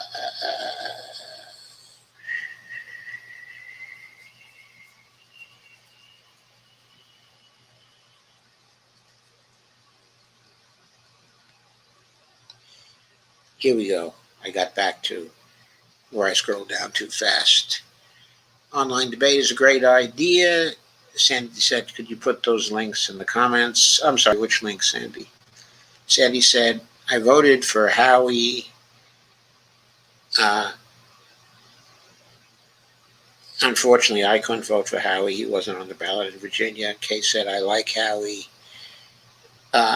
Yeah, we like Howie here. He's been on here too, and we really like him. I think I've had him on twice now, haven't I? And I'm sure I'll have him on again soon because he's just very, very strong on the policy issues. He had the best Green New Deal of anybody. Howie did. $42 trillion. Getting realistic on what it's going to cost. Lana says, Dr. Joe, did you see Teresa's question? What is the Green Party platform? Came on uh, indigenous issues. I've seen that question now. I can't answer it off the top of my head, but I think they're doing pretty well on that. They care about the indigenous people. But Lauderdale says, I remember Jesse saying he wasn't interested in being a presidential candidate. I remember that too. Kay says, I was hoping Biden could be pushed left by the squad, Kay and others. Well, they can't push him to the left if they won't say no. Kostat says, GOP is going to gerrymander standing majorities in state legislatures and Congress. Kostat says, Dems had 6 months to do something about it. They gave up without a fight. I know. They had to have a big fight with Manchin and Sinema. They had to say, you don't vote with us on this, you're out. Steve Wolfman said he's senile. He doesn't know left from right to think he's talking about Joe Biden, not Howie. Stacy says, what the crazy Howard guy that speaks for Greens, Econ, or whatever his name is, you mean Howie Hawkins? Howie Hawkins ain't crazy, Stacy. Kay says, tired of holding my nose to vote. Ohio is trying to get ranked choice voting, but I have my doubts here. And he says, I was hoping Bernie would have had an impact, but I think Joe takes advice from Obama. No, I think he takes advice from BlackRock. He's got people from BlackRock filling his administration. Stacy says Clyburn is an evil toad. He is. Kay says, I voted for Bernie in the primary here. Sandy says, I did too, Kay. I did too here. So did Bonnie. Sandy says the Democratic Party is far from being democratic. Kay says, oh, Obama sucks. Sandy says, if I can understand it, she can understand it. Oh, yeah. And Lana says, we need to make sure Madelyn understands MMT. Carmen says, hashtag learn MMT or all will be for naught. Well, she's running for governor, so it isn't really quite as essential, but she's run into MMT before. She knows people who know it, like Rodolfo and Kenneth. And she also knows, I think she's going to read Stephanie's book. I do think she's going to read it. He says, I'm not talking about the squad. I'm talking about Kashama and Jesse. Nobody knows Howie. He's a nice guy, but zero name recognition. Jesse could have taken you to great heights, maybe even victory. If you insist on losing forever, that's your choice. Well, again, Steve, it's important to have a not me, us process. They have that. And this time, it did not work out as well as it might. But to give them their due, Jesse did not get in sufficiently early. Kay says MMT needs to be better understood by all. Stacy says, Dr. Joe rules. I actually read his stuff more than Kelton's back in the NAP days on daily costs. Ah, I see. I didn't realize you read all my stuff on daily costs. I thought you were reading my stuff on NEP. So, Stacy, Stacy, I have all these books out there. I wrote 7 books on MMT. Now, I will freely say that not one of them is as readable as Stephanie's wonderful book. She is certainly the framing master. But I'm pretty good at some of the writing, too. And those books are good. And each of them is only $9.99. Sandy says, you have to get out of your comfort zone. At least look at Stephanie Kelton's Angry Birds video on YouTube. Ghost Start says, I'll never forget Deb. There used to be sane progressive, quote unquote, hunting down BS in New York City, confronting him with stacks of election fraud docs, and Bernie literally ran away from her on the live stream. That's very interesting. Very interesting. Kay says, if you watch the stocks, you can see the feds throwing money in all the time. Yep. And Carmen says, Joe read and dissected Dr. Kelton's book in these in-depth segments, so you don't even have to buy the book, okay, The Deficit Myth. I hope Madelyn will look at these afterwards. Of course, she has to look at a number of different sources. She has to look at Facebook. She has to look at, YouTube. It's harder. Sandy says, I wrote a message to Michael Moore and told him about Joe. I don't know if he reads his messages. I hope he does. Well, thank you, Sandy. That is very nice and very helpful. Carmen said, did those two Green Party candidates, you mentioned Joe, come out with the theory in public? They didn't come out with the whole theory, but they did talk like they were MMTers who were running for office. They did say things like taxes don't fund spending. They did say things that were pretty fundamental. They did say things like, the national debt's not a problem, not a concern. They did talk about austerity and spending and how their opponents were for austerity, and there was no reason for it. So, even though they didn't try to teach MMT systematically as part of their campaigns, they were talking MMT all the time, unlike one Bernard Sanders. Steve says, Rodolfo is a very good man. Steve says, Rodolfo. Steve says, spelling. And Badlana says, Rodolfo's at the New York City MMT Conference 2018. Like him very much. Yeah, he's a great guy, isn't he? Steve says, no wonders. I have a PhD in shoddy typing. No one can compete with me when it comes to shoddy typing. Lana says, when is the election in New Jersey? Stacy says, damn it, is that your worst? Steve says, well, thanks for presenting those questions, Joe. I appreciate it. They're wonderful people, but they need to be accountable. Well, I don't know how they can be accountable if they don't get into office in the first place. I mean, maybe they can be accountable for not getting into office, yeah. I suppose that's true, but then we have to look at the alternatives. And Co-Start says, COVID, chameleon. It comes and goes. It comes and goes.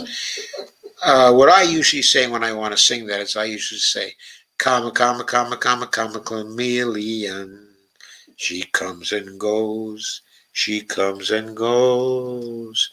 Stacy says, how bad does the environment need to be? Turkey is on fire. So is Siberia, California, Greece. That's what Madelyn was talking about. The fires in Greece. KRTD Media Shane says, great show tonight.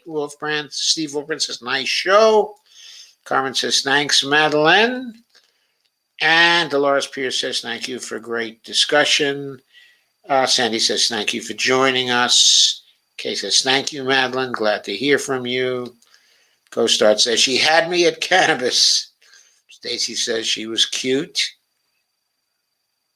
KRTD says, media, yes, I can work on that. Hey, Shane.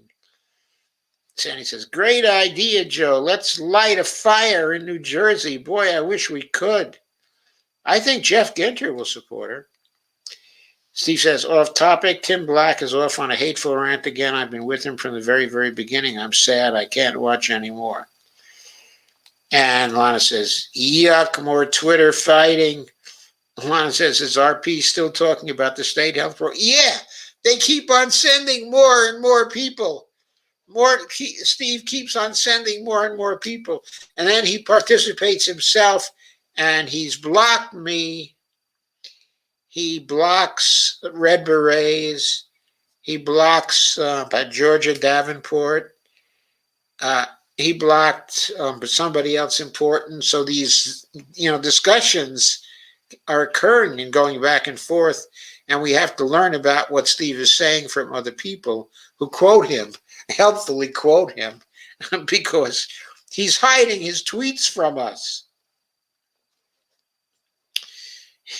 The guy is just a coward. So, but Ghostart says, I ran a boiler room in New Jersey. Scary place. Common says, I don't give a damn about stinking cannabis. That's more smoke and trance inducing in the environment and gives reason for most people to zone out. I'm for hemp. Go hemp. Okay, says, I started Tim Black because of his support of Nina, but he does go on tangents. Steve says, so weird. Steve says, I missed the whole meta about RP and Steve in this part of the MMT faction. Anybody want to clue me in? Well, I tried to clue you in a little bit before. I hope I clued you in enough. Suffice it to say, to summarize, at the end of May, contingents from RP started showing up on whole Washington and Red Beret threads in order to criticize them for following a failed strategy, for following an unwise strategy that was bound to fail, the strategy being trying to get state-based single-payer passed in Washington. Okay. Now, what the conflict is about is that they insist that if single-payer fails in Washington, it will be very bad for national single-payer, for national Medicare for all, okay, improved Medicare for all, okay, for NEMA. The reason why they say that is hard for me to understand because they're all over the internet saying that states can't do it by themselves. So if states can't do it by themselves, and that's what the MMTers are saying, then when people start to blame, start to say, oh, the Washington example says that NEMA is not practical, they can easily respond and say, hey, look, we knew it was going to fail at the state level all the time. We weren't for that. We tried to stop it. However, the federal government is the currency issuer, so it's going to work at the federal level. There's no problem about the federal level.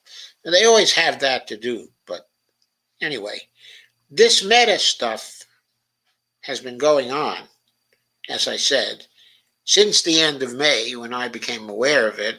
It is now August 10th. It is still going on and appears to be as intense as ever. I was in threads. Finally, yesterday, I despaired and I said to myself, we got to organize the MMTers who are with whole Washington. And I set up a DM group in Twitter so that we could coordinate and we could organize and we could plan the things we would do to answer the RP people when they come in. And today was actually the first day, okay, of that. And Evelyn says, who is he hating on? Steve. Well, of course, he's always hating on me whenever he gets the chance to hate on me. He hates on me. But he's also hating on about Laura Fielding and on Georgia Davenport and on Scott Desnoyers, who used to be friendly with him. Actually, Scott thought that Steve was his friend. And when Scott started supporting single payer, in Washington in reaction to Scott's son's own death. Uh, Steve started hating on him. So he's been hating on all kinds of other people. He's had a run-in with Lana about this. I don't know if he's actually hated on Lana in public. Oh, he's been hating on Amber. He's been hating really bad on Amber lately. He accused Amber of accusing him of being a misogynist, which isn't what happened. Amber referred to the misogyny that seems to be present in the RP threads. That's what she seemed to be saying. She didn't attribute it to any one person. She didn't call Steve a misogynist, or anybody else. And Lana says, Steve, what were you boiling? And Steve Wolfbrand says, pretty much everyone. And Lana says, oh my God, Tim Black was on a rampage for over an hour just before you went on. I know, I saw that rampage. I finally understood from that rampage, in general, what he was angry about. He expected the whole left to be foursquare behind Nina. But because of the force the vote crap, they were not behind her, as they should have been. There was some remarks, there was discussion on the left, like, well, look, if the other squad members folded, if we elect Nina, we contribute to her, she's only going to do the same thing. And Tim was righteously angry about that, because you can't assume that just because some other people folded, that Nina Turner, is going to fold. I mean, when it comes to Nina Turner, she's been around the block a number of times. She's been in politics for longer than any of those people, with the possible exception, of Jayapal. And she knows her way around, and she hasn't folded so far. I don't know why anyone would believe that she'd cave if she was elected into the Congress. Some of those squad people are really, really young. So that means their political strategies are not fully formed yet, and their confidence in themselves is not fully there, and their perception of how they relate to the political system is not fully there. However, Nina Turner is no neophyte. She's a leader coming into Congress. I mean, a real leader, not an instant leader because of press crap. A leader who's spent years leading. So that's different. She's had experience. Stacy says, I misspoke. I was thinking of WPP's. Sorry. Ghost Art says, show tickets. And Steve says, we are supported Nina. Yes, so did we. From the beginning to the end. And we still support her. Lana says, some people split with Nina more recently over doing here IWN campaign work. Her own campaign work and not supporting the Medicare for All March. I thought she made a mistake about that, but I didn't split with her over it. I thought she should have not only embraced the Medicare for All March, I think she should have headed one up herself in Cleveland and intertwined her campaign with that. And I think that would have taken her further than she got. But I might be wrong about that. I'm nowhere near as familiar with Nina's district as she is.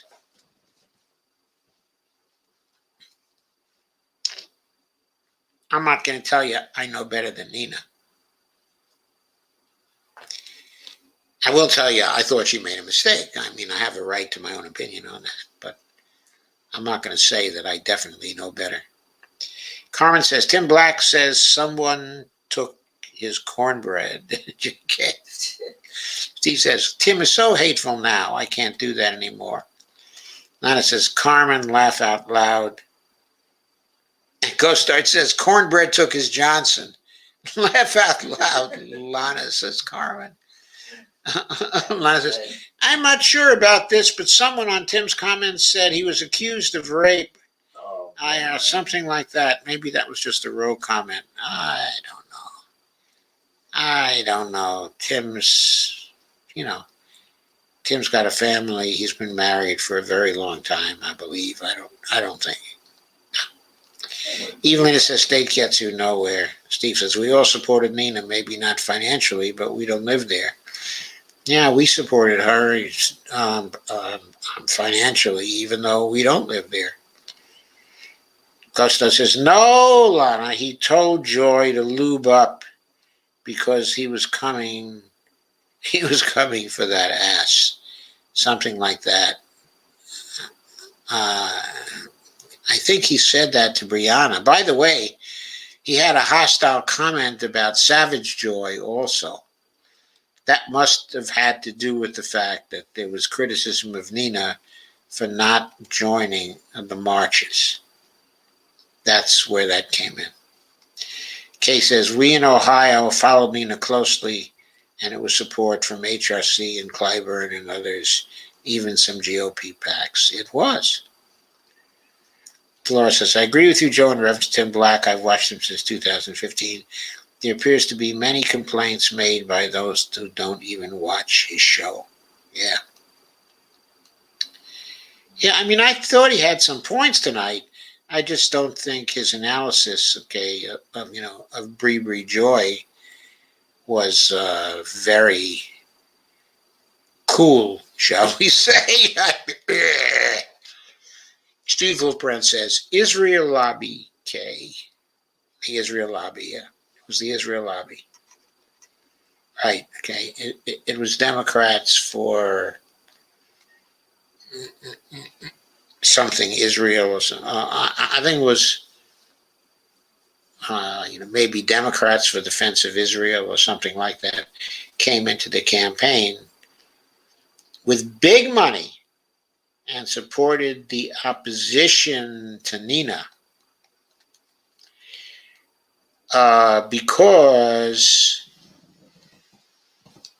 she supports Palestinian rights.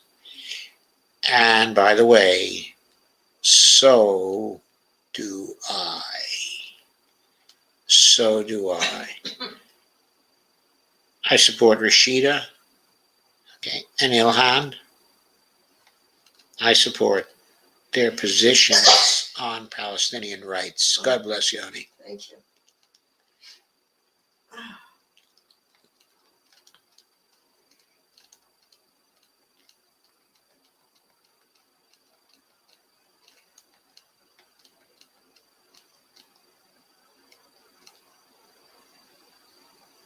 Oh, yeah. Howard Schweitzer. Yeah. He's the guy from the American Monetary Institute who's been supporting the American Monetary Institute for years. Yeah. I was fighting with him over the wording of the Green Party platform plank, okay, on money. Okay. And I was fighting, mainly supported by Rodolfo, actually. But Fadl Kaboub was supposed to be there helping us, but he hardly engaged. He made only one comment. So it was left to myself, okay, and to Rodolfo. That's where the real support from the Green Party came from in terms of getting the MMT wording into the platform. It was from the two of us. And Rodolfo was very effective in that particular context. He was good. Very, very good. I must have interviewed Rodolfo 4 times on my show in 2018 or something like that. He was my favorite interview Kostat said, Tim Black told the Bree Joy, quote, have your Vaseline ready, girl. You're going to need to grease up because we're about to get into that ass tonight. Yes, unquote. Kay says, yes, them too, Steve. Evelina says, any idea of who will replace Cuomo? I don't know, but I certainly hope it's an improvement. Kay says, Evelina Pont will be a woman who was his second in command. I think it's going to be the lieutenant governor. It has to be Kathy Hochul. She was lieutenant governor. She's from Buffalo. I think she's a former mayor. No, I think she's a former congresswoman. Okay, from Buffalo. Okay, who ran for lieutenant governor. She's a pretty conservative Dem. Okay, from Buffalo. And Steve Francis says Camel Toe Chameleon would badly lose to Trump, especially after the Democratic Party crashes in 2022. I completely agree. I think if Trump runs, he'd probably slaughter her. I think if DeSantis runs, he'd probably slaughter her. Sandy Degg says the info links, okay, from Madelyn. Right at the head of this, if I'm not mistaken, the very first comment that I made on YouTube gives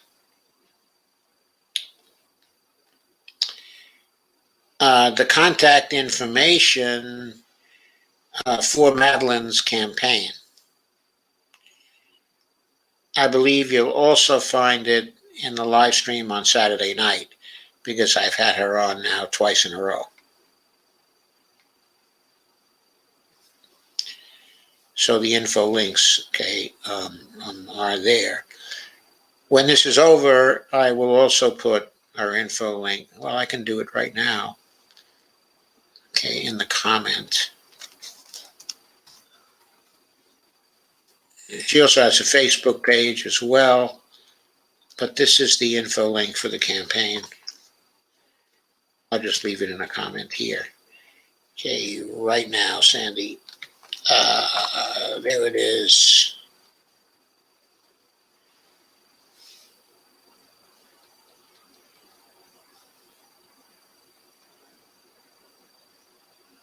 Let me skip to the end and see where that comment went to.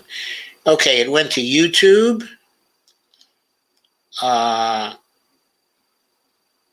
Okay, I evidently cannot comment on Facebook from this interface.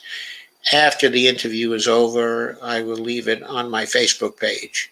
So you have it there, okay, as well, Sandy. So you can get to it.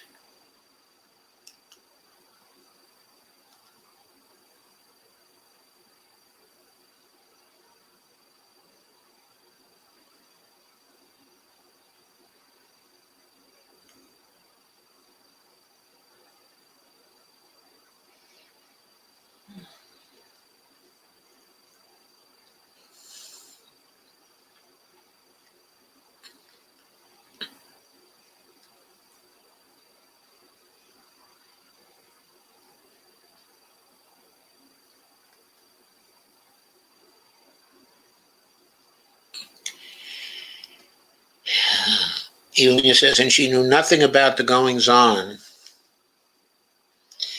Now, Kay says, not sure about that. We have to see how she does.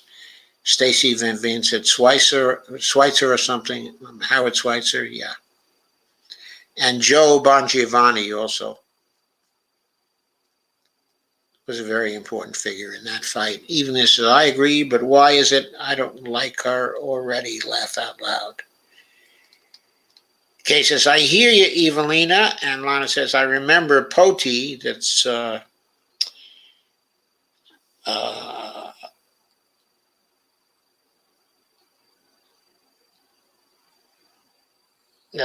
short for Panayotis Giancoris. So Lana says, I remember Poti giving me a bunch of crap for saying a Virginia gubernatorial candidate not being important to learn MMT. I hope he didn't hear you say that. I don't think I said it wasn't important for her to learn MMT. Okay, I think I said that, it was not as important for the race for governor to learn MMT. I actually think it's very important for her to learn MMT for a number of reasons. First of all, she's very important in the Green Party.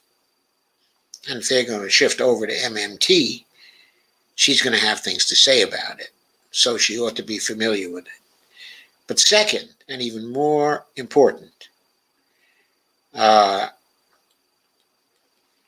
it's interesting to take an MMT perspective on state banks and on how state banks might be able to interface with the Federal Reserve System to make state finances more sustainable over time.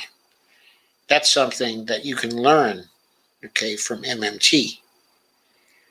And I think that's something that Madelyn could stand to learn. I may, if she wants me to, I could spend some time with her, talking to her about the basics of MMT.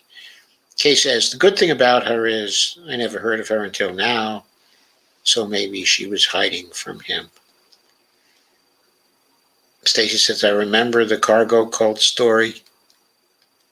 I don't remember the cargo cult story anymore. Was that in relation to Steve, or in relation to money, or in relation to, I'm not sure what it's in relation to, Stacy, so please enlighten me.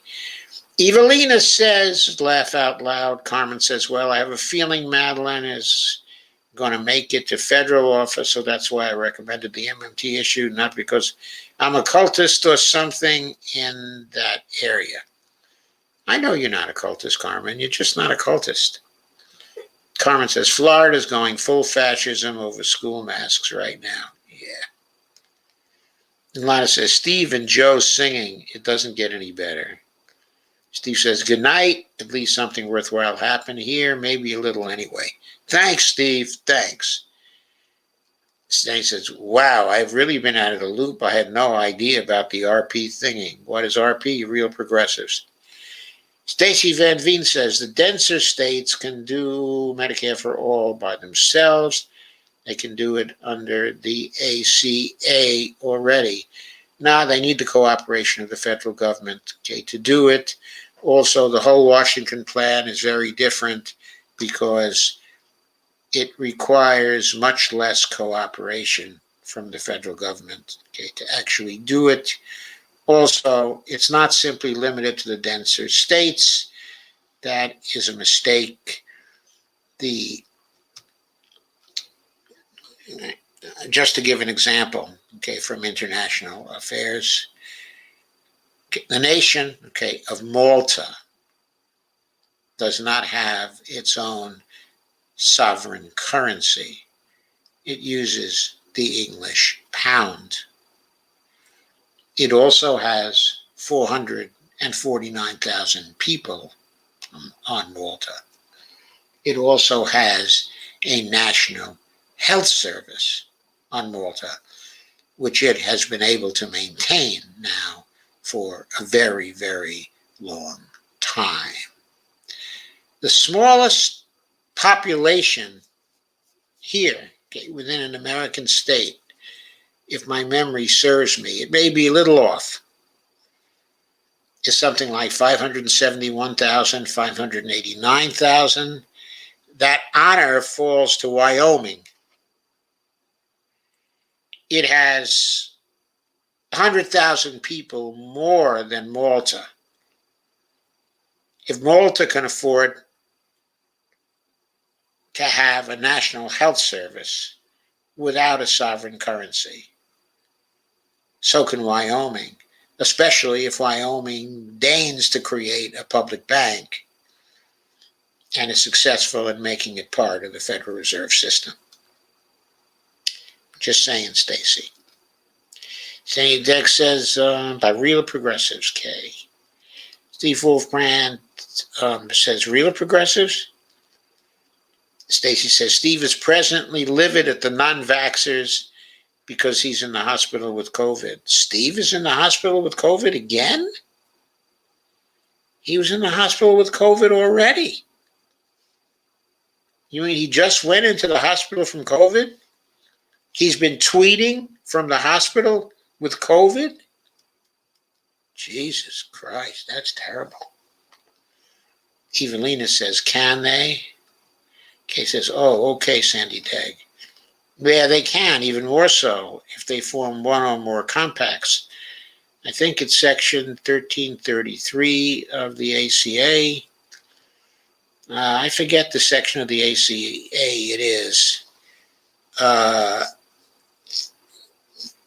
What they have to do is they have to get a waiver from Health and Human Services to pass through funds that would normally be used for the Medicare program, for the CHIP program, for the VA program, for a number, well, not for the VA program, but for maybe for TRICARE, for a number of different programs, okay, for SCHIP, then all that money would flow into the state, the single payer programs, or state healthcare programs. They don't have to be single payer. They have to be state programs that cover more people than the ACA does, that are improvements over the ACA.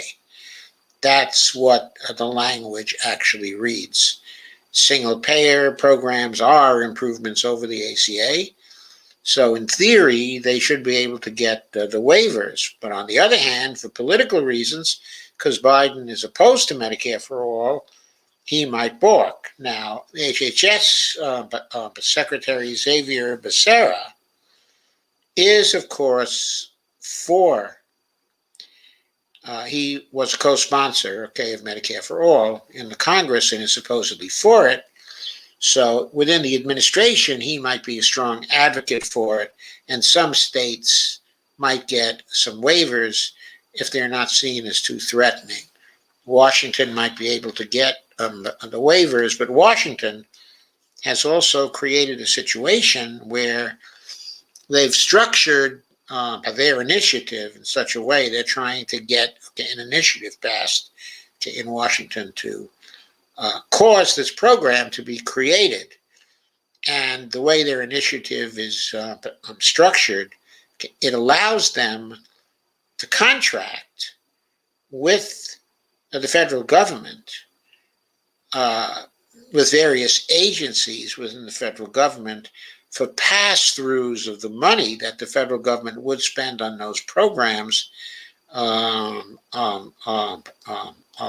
as essentially, okay, an intermediary insurance provider on the model of the Medicare Advantage program. So it would be possible for Washington, the Washington Health Trust, the whole Washington Health Trust, it's called, the WWHT, which would be passed into law as soon as the initiative is passed. It would be possible for the trust to conclude contracts with the various agencies to get a pass-through of the money that is projected to be spent on Medicare and Medicaid and SCHIP and all the other programs of the federal government. That would account for over 50% of the cost, of the currently projected cost of single payer, okay, in the state of Washington. And probably the numbers would work out in a similar way in almost every state of the union. So in other words, single payer at the state level could be funded 55% of the way by the feds. Okay. In any case, And to understand this, actually, I should be even more completely clear about this.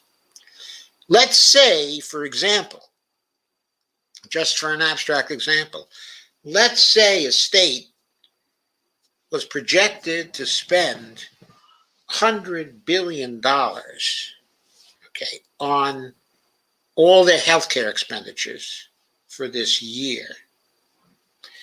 And let's say, hypothetically, that state could save 30% of that spending by going to a single payer program, so that it would only cost that state $70 billion.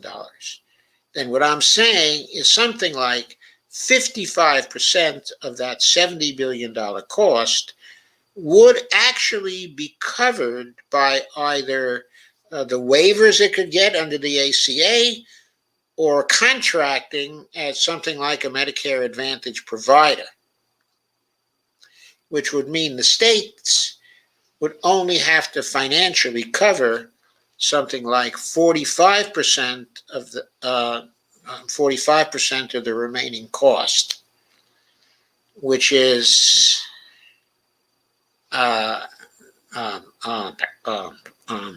of the 70 million, it's something like what, 32 million, 33 million, something like that. Okay. So that's all the state, okay, would have to raise. It could raise that from payroll taxes and from premiums, okay, and from other sources, okay, of that kind. So it would economically be practical, I think. I think it would be sustainable. There are projections that show that it would be sustainable. Now, Gerald Friedman is doing the economic analysis for the state of Washington, and he's about to do an update, okay, of a previous analysis he did for 2019. It should be coming out shortly, probably any week now. I think when it comes out, it's going to look very favorable for a claim that the single-payer program in Washington would easily be sustainable. Sandy Degg says Steve needs to chill out. Kay says Steve Grubbein is not a good spokesperson for them. Ghostart says Carmen Muniz, the cannabis actually stimulates new brain cell growth. Hashtag pot fog propaganda.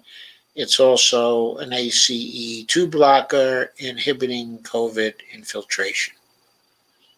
Nice to know, Steve. Nice to know. Londell says, Scott D does not understand MMT. He is still promoting the national program along with the state programs. I can't hate on Scott D. Well, whole Washington and the Red Berets are still promoting both the state programs and the national programs. The reason why, Lana, is everybody is for a national program as the best program. There's no dispute about that. Okay? What the dispute about is whether there's a path through state plans to actually get to NEMA, whether a state plan movement can strengthen the movement for NEMA. The RP people distort the position of whole Washington, saying that whole Washington is about state plans alone. That's not true. That's not their strategy. Their strategy is a fight on all front strategy, the state level and the federal level. And they've been very vigorous in supporting the national plans, okay, as well. Oh, I'm sorry, I misread what Lana said. She said Scott D does understand the MMT. Yes, he does. He does. Amber said something about MMT trolling M4M for all. That's what set Steve off. Well, they were.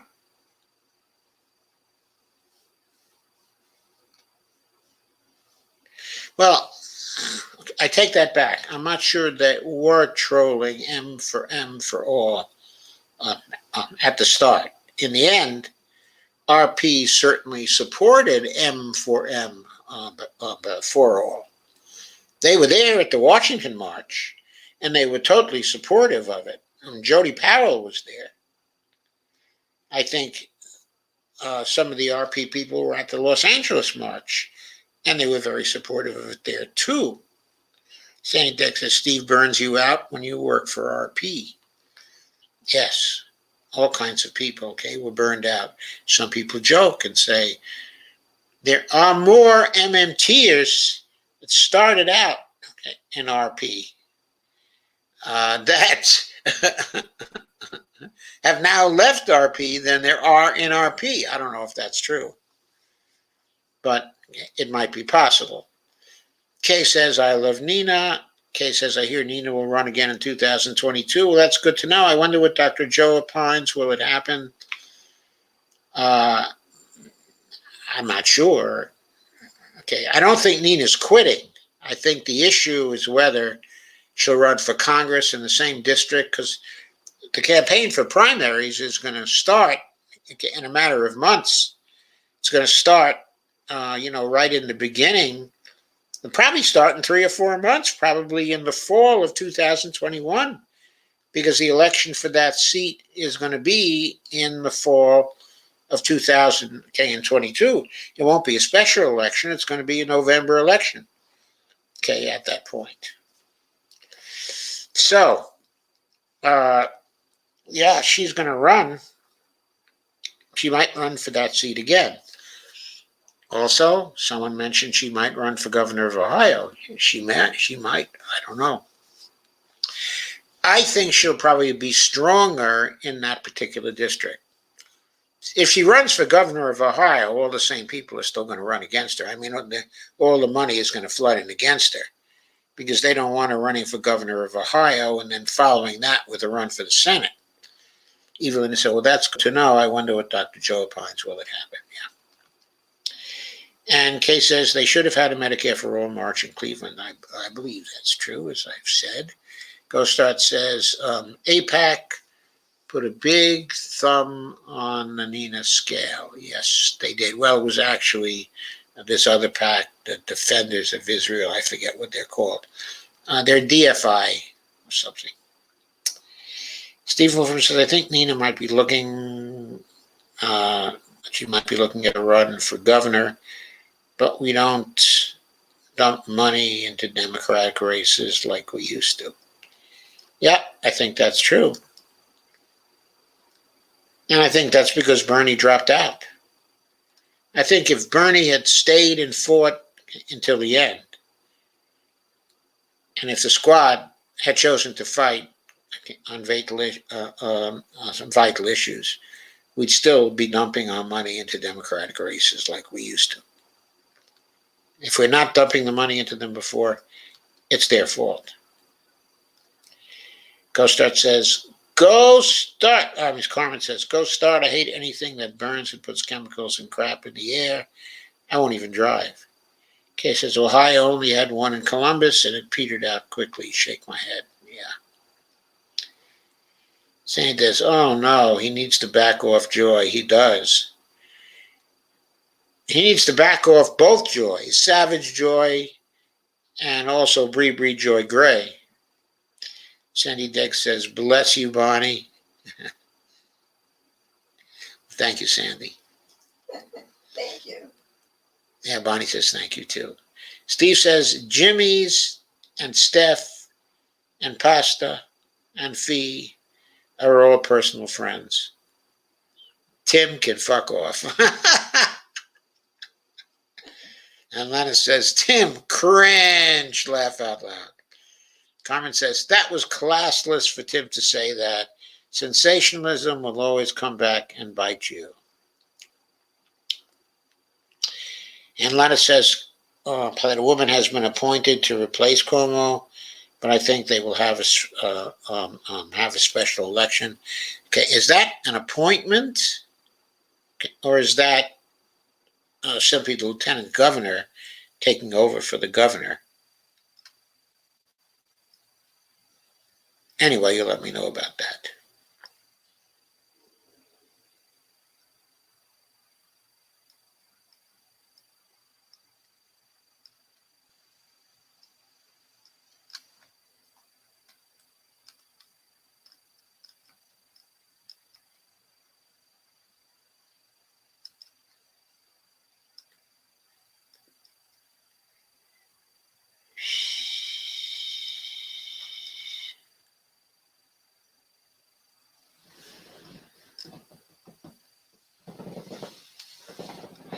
Yeah, the conservative from Buffalo. That's the Kathy Hochul. And Tim Black is the Cenk. Is the Cenk Uyghur of Jim Clyburn's? I don't think Tim Black likes Jim Clyburn at all. I think he really hates the Cenk Uyghur of Jim Clyburn's. Not sure I got that one, Steve. Kay says, I didn't know anything about her, so I'm not impressed. Either Evelina. Sandy says, thank you, Joe, for putting that on the page. Sure, Sandy. And Steve says, and Johnny Tsunami and Carlos Marinquin and Keith Sikora, we're all friends. But Johnny Tsunami is Johnny Mayorga, isn't he, Steve? We're all friends. We never beefed with Tim Black. I was Tim's biggest fan forever. But fuck him. I'm done in LA. We all know each other. Jimmy, Steph, the Graham, Ron. Yeah, I think that Graham and Ron are MMTers now. Certainly Ron is, and I think Graham has had, I think they both have had considerable instruction from Jeff Epstein. And Lana says, ugh, Joe Bongiovanni. Joe Bongiovanni is he's a good guy, actually. I've talked to him on a number of occasions. And I'm always happy to talk to the guy. But he's a stubborn SOB. Carmen says, I quit following him in 16, 17, around there. Steve says, we all live within a few miles. Palana says, I made a similar comment about the Virginia governor candidate, and he jumped down my throat. I think everyone should learn MMT. I was mostly referring to Poti being ice sensitive. Poti is very, very sensitive to political undercurrents. He thinks, he looks around every corner, and he's very good at analyzing the undercurrents. There's no doubt about it, but I think he's too...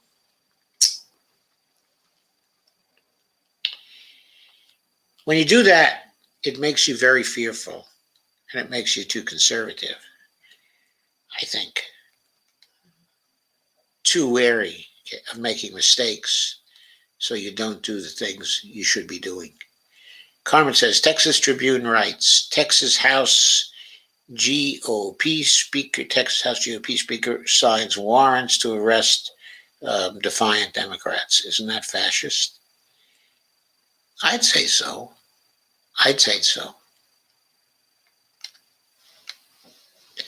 I think it's fascist because I think they also just passed a law in order to allow them to arrest the defiant Democrats.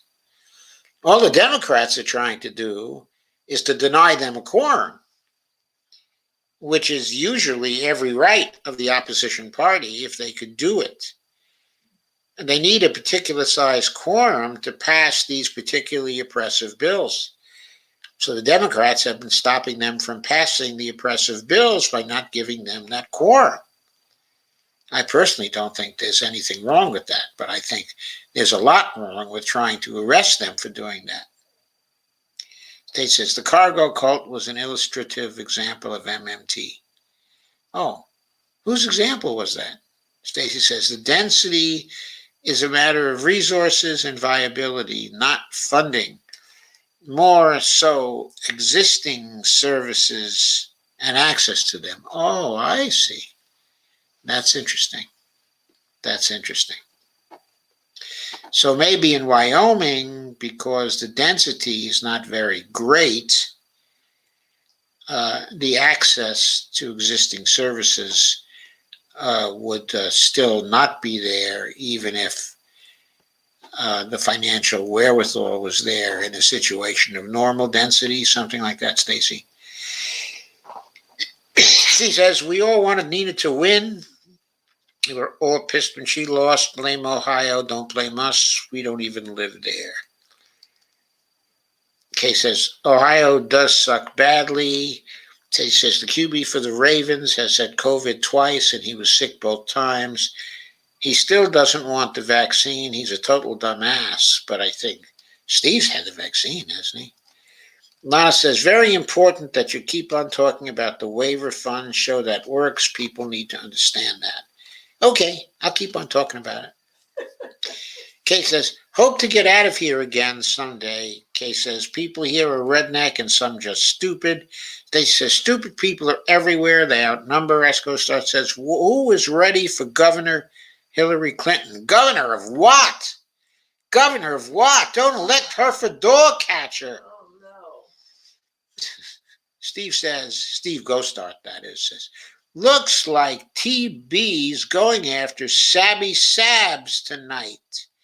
Yeah, Sabby Sabs criticized him on the Vanguardian show. I think what that's about. So Steve Wolfman said, do those fuckers in Ohio send money to our congressional battles? No. Fuck them. We owe them nothing. Fuck Tim Black. There's Steve going around again. Lana says, who is Sabby Sabs? Sabby Sabs is Sabrina Salvati. She's a live streamer from Boston. She's also a member of the Fred Hampton Left, which is the latest group of leftist live streamers, panelists, and so on, favorable to the ideas, of Fred Hampton, who was martyred at the age of 21 by federal assassins, who were afraid of, black power. Okay, Lana says, Scott does understand MMT. Yeah, I caught that I had read it incorrectly. And Ghostart says, Sabby Sabs at Sabby Sabs 2 Twitter. Yes, Ghostart, that is right. A lot of comments. Yeah, Sabby Sabs seems like someone who's really smart to me and also very nice. And I've seen a few of her. I don't think I've seen ever a whole live stream, but, I've seen some of her clips. And I think she's interesting to watch. She's fine. Is she an MMTer? I don't think so. Sandy says, New Jersey legalized marijuana. I have to get some gummies when they start opening stores here. Yeah, it is legalized for some things here. Our son got a container, of a marijuana cream. A gel. Okay, it's a gel, Bonnie says. Kind of acts like a cream to me. Okay, but anyway, when she gets a pain in her hip. Don't you tell them. Okay. I'm not going to tell you. I'm just going to tell you that is really great for taking the pain away in like seconds. It is so amazing. It is really so amazing. It's really economical too. Okay, and that was a gift actually from our son. But we understand it costs something like $40, for the container we got, which is a fairly small container. But that was 5 months ago. And we still have 80% of the container left. I'll be surprised if the container doesn't last a full year. And when I say effective,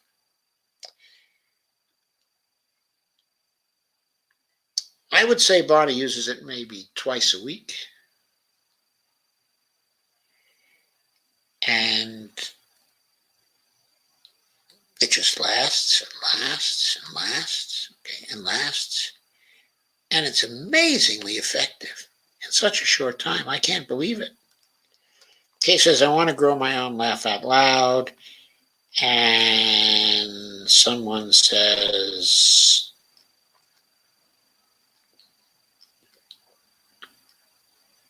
in case you missed it, dandelions are also ACE2 blockers. Thank you. Well, I did miss it. Jenny says, we can't grow it. We can only buy it. I don't think we can grow it here either. Kay says, same here, Sandy Dagg. Carmen says, Bonnie is a blessing because she hosts us graciously. Yeah, she's a big blessing to me. Believe me. Thank you. I am the leading beneficiary of that particular blessing. Ghostat says, apparently there's a lot of Zionists in Northeast Ohio. Yeah. A lot of people in Shaker Heights and Cleveland Heights and some of the surrounding communities there. Yeah.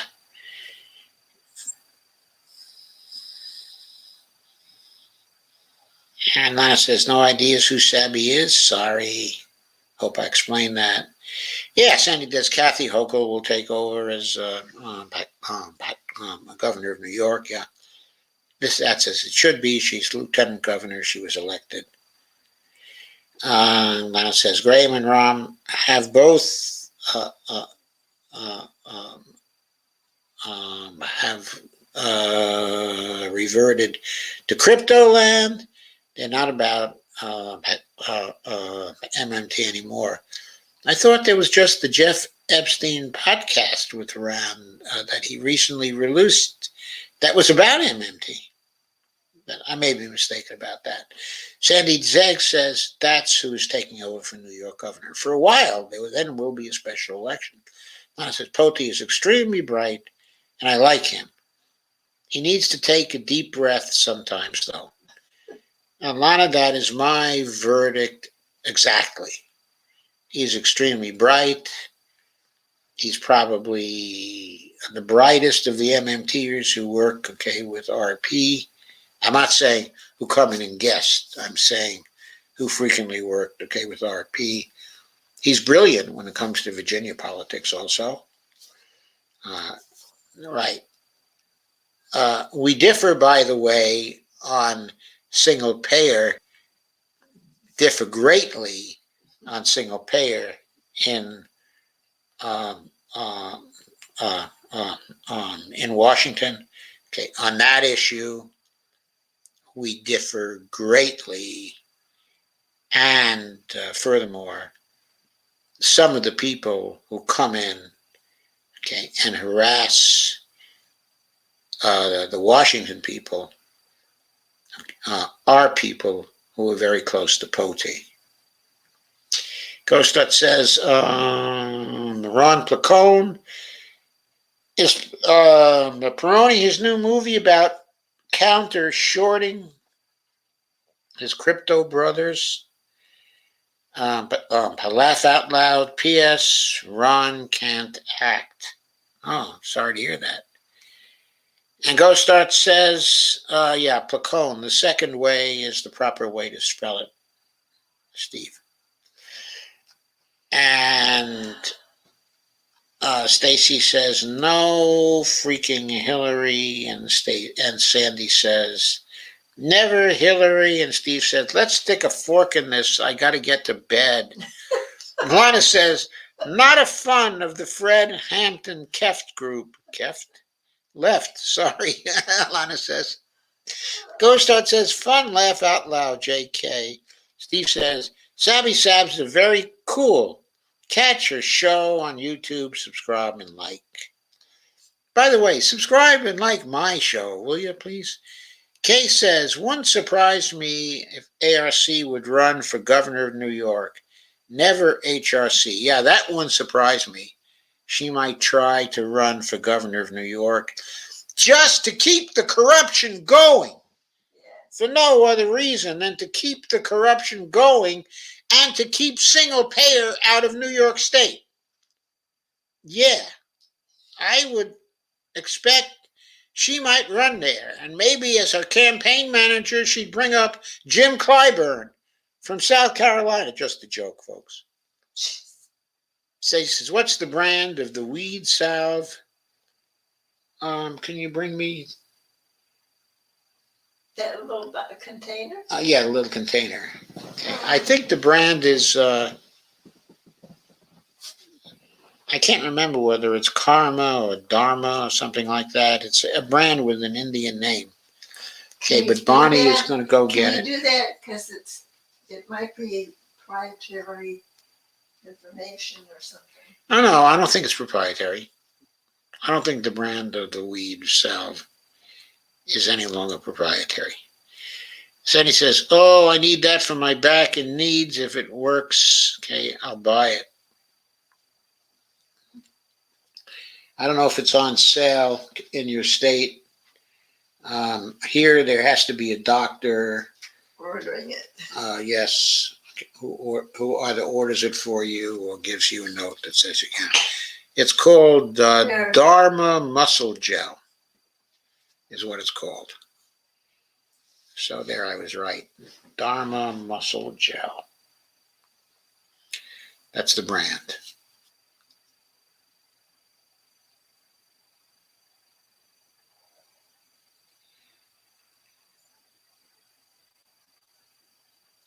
It says the expiration date of what we have was July 21st. But it still works. Guess what?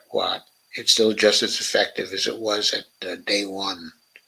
So we're hoping it will last the whole year, because I'm sure that the container will last the whole year. You can't get it open.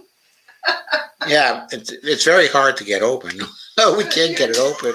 And your daughter can do it. Yeah, my daughter can do it. She has strong hands. She does it right away. For old people, the first thing to go is the grip. So my daughter can open this with her hands, but I can't. So I have to use one of these jar openers that we have. It's kind of a little awkward to use. You need two hands. That's a funny story. But anyway.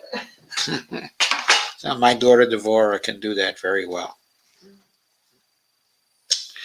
Ilana says, good for Bonnie. Good to reduce pain and suffering without opioids that make you feel dopey. This in no way makes you feel dopey, of course. No. I'm already dopey. Sandy says, Bonnie is the bomb. Thank you. Thank you. I feel very complimented on my good taste. Ma says, I hate this keyboard. If I am not super diligent, it changes what I type. It's really annoying. And Steve Wolfman says, CBD salves are good. This is not a CBD salve or a CBD cream. It is a THC cream. Just saying. That can be sold in Virginia right now. Yes, that can be sold in Virginia right now. State says New York is going to have a regular election. They just had the primaries. Did they have the primaries for governor yet? Because I think they have to have a special election for governor now. Well, that will have to be scheduled, and I think there are going to have to be primaries for that. Steve says, shitcoin is taking off. Invest now. Shitcoin? I believe it's there. Ghostat says, my mom's hands crack and bleed in winter. I talked her into spreading some of my butter on them. It immediately healed the cracks, and within 24 hours healed the bloody cuts. That's amazing. What did they put it on? What on? Her mother had cracks on her hands. Her hands crack and bleed, okay, in the wintertime. Uh-huh. And she put the marijuana salve on her hands, Oh.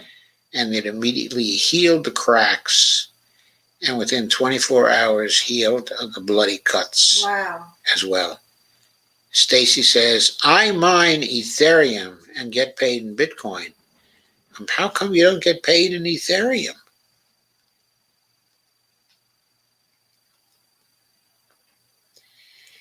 Stacy says, I'm wrong. That's by New York City, not New York State. Oof, yes. They did have primaries for mayor, okay, in New York City. And this guy, Adams, won. He's a former chief of police there. And they voted for the wrong person. Not surprising. Of course, it said almost got her to take CBD for chemo brain fog, but she chickened out. The butter was 100 times more potent, plus THC, but she's still afraid of an allergic reaction. Yeah, maybe it could be allergic. Jenny says, thank you. Kay says, Dharma muscle gel. Yes, it's spelled MUSCLE. I just read from the doctor. Okay, today. and gel is GEL. I read from, there was a doctor today online, and he suggested people who have brain fog have some coconut oil. I'm going to try it. Just take some coconut oil internally, Uh-huh. and it clears brain fog. That's what this doctor said. Okay, so Bonnie saw a video from a doctor, okay, I guess, who said if you have any brain fog, it can be cleared up by coconut oil. Did he say what the quantity of coconut oil is you have to take? Add some to your coffee. Do a little bit. He said just add a little bit to your coffee. Or your tea. Yeah, well, that makes sense because coffee probably causes your brain fog in the first place. I'm joking about that.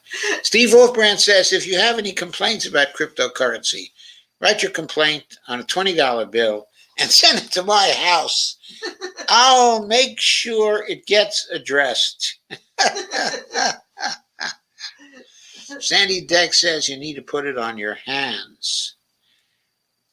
Lad says, I like my jar opener, so do I. And then it says, I am already dopey too, laugh out loud. And Stacy says, iHeartJane.com products. Stacy gives the link to iHeartJane.com products 60998/Dharma Pharmaceuticals Muscle Gel 6. Amazing. How did she do that? Oh, she probably Googled it. Yay for Google. Kay says, my arms are full of big bruises. Not sure what that is about, but I think it might be the crappy water here. Sandy says, I need a quart of coconut oil. I laugh out loud. But Costco sells these huge, heavy containers of coconut oil, organic coconut oil, no less. Sandy says, thank you. Thank you for coming, Sandy. And thank you, everyone, for coming and for staying. Laugh at less. I use coconut oil to make the butter. I also put it in my coffee. Yeah. Steve, you are really up on all this stuff. That's what It's they incredible. It's incredible. That's what And I I read also today. put it in my coffee. That's what you read from the I'm doctor? going to do it. No, maybe I'll do it If I too. I mean, remember. I don't suffer from brain fog, generally speaking, but Hey, Joey, maybe it can't hurt if I remember, I'll do it. if I remember. And Bonnie says, if I remember, I'll do it. Stacey says, use the coconut oil when you make brownies. And Dolores says, thank you and good night all. Sandy Degg says, awesome. Thank you all for coming. This was really fun. Yeah. And I will be back tomorrow. And I will see what I have. Shane is helping me with interviews. I'll see what, if anything, he has scheduled for Thursday and Saturday. And Bonnie has to ask me something when I close down. Stacy says, night, night, night, night, Stacy. And Steve says, I got the same thing. Don't know why. Kay, thank you for another great discussion. I love you all. We love you too, Kay. We're ending the broadcast. Lana says good night. Good night, Lana.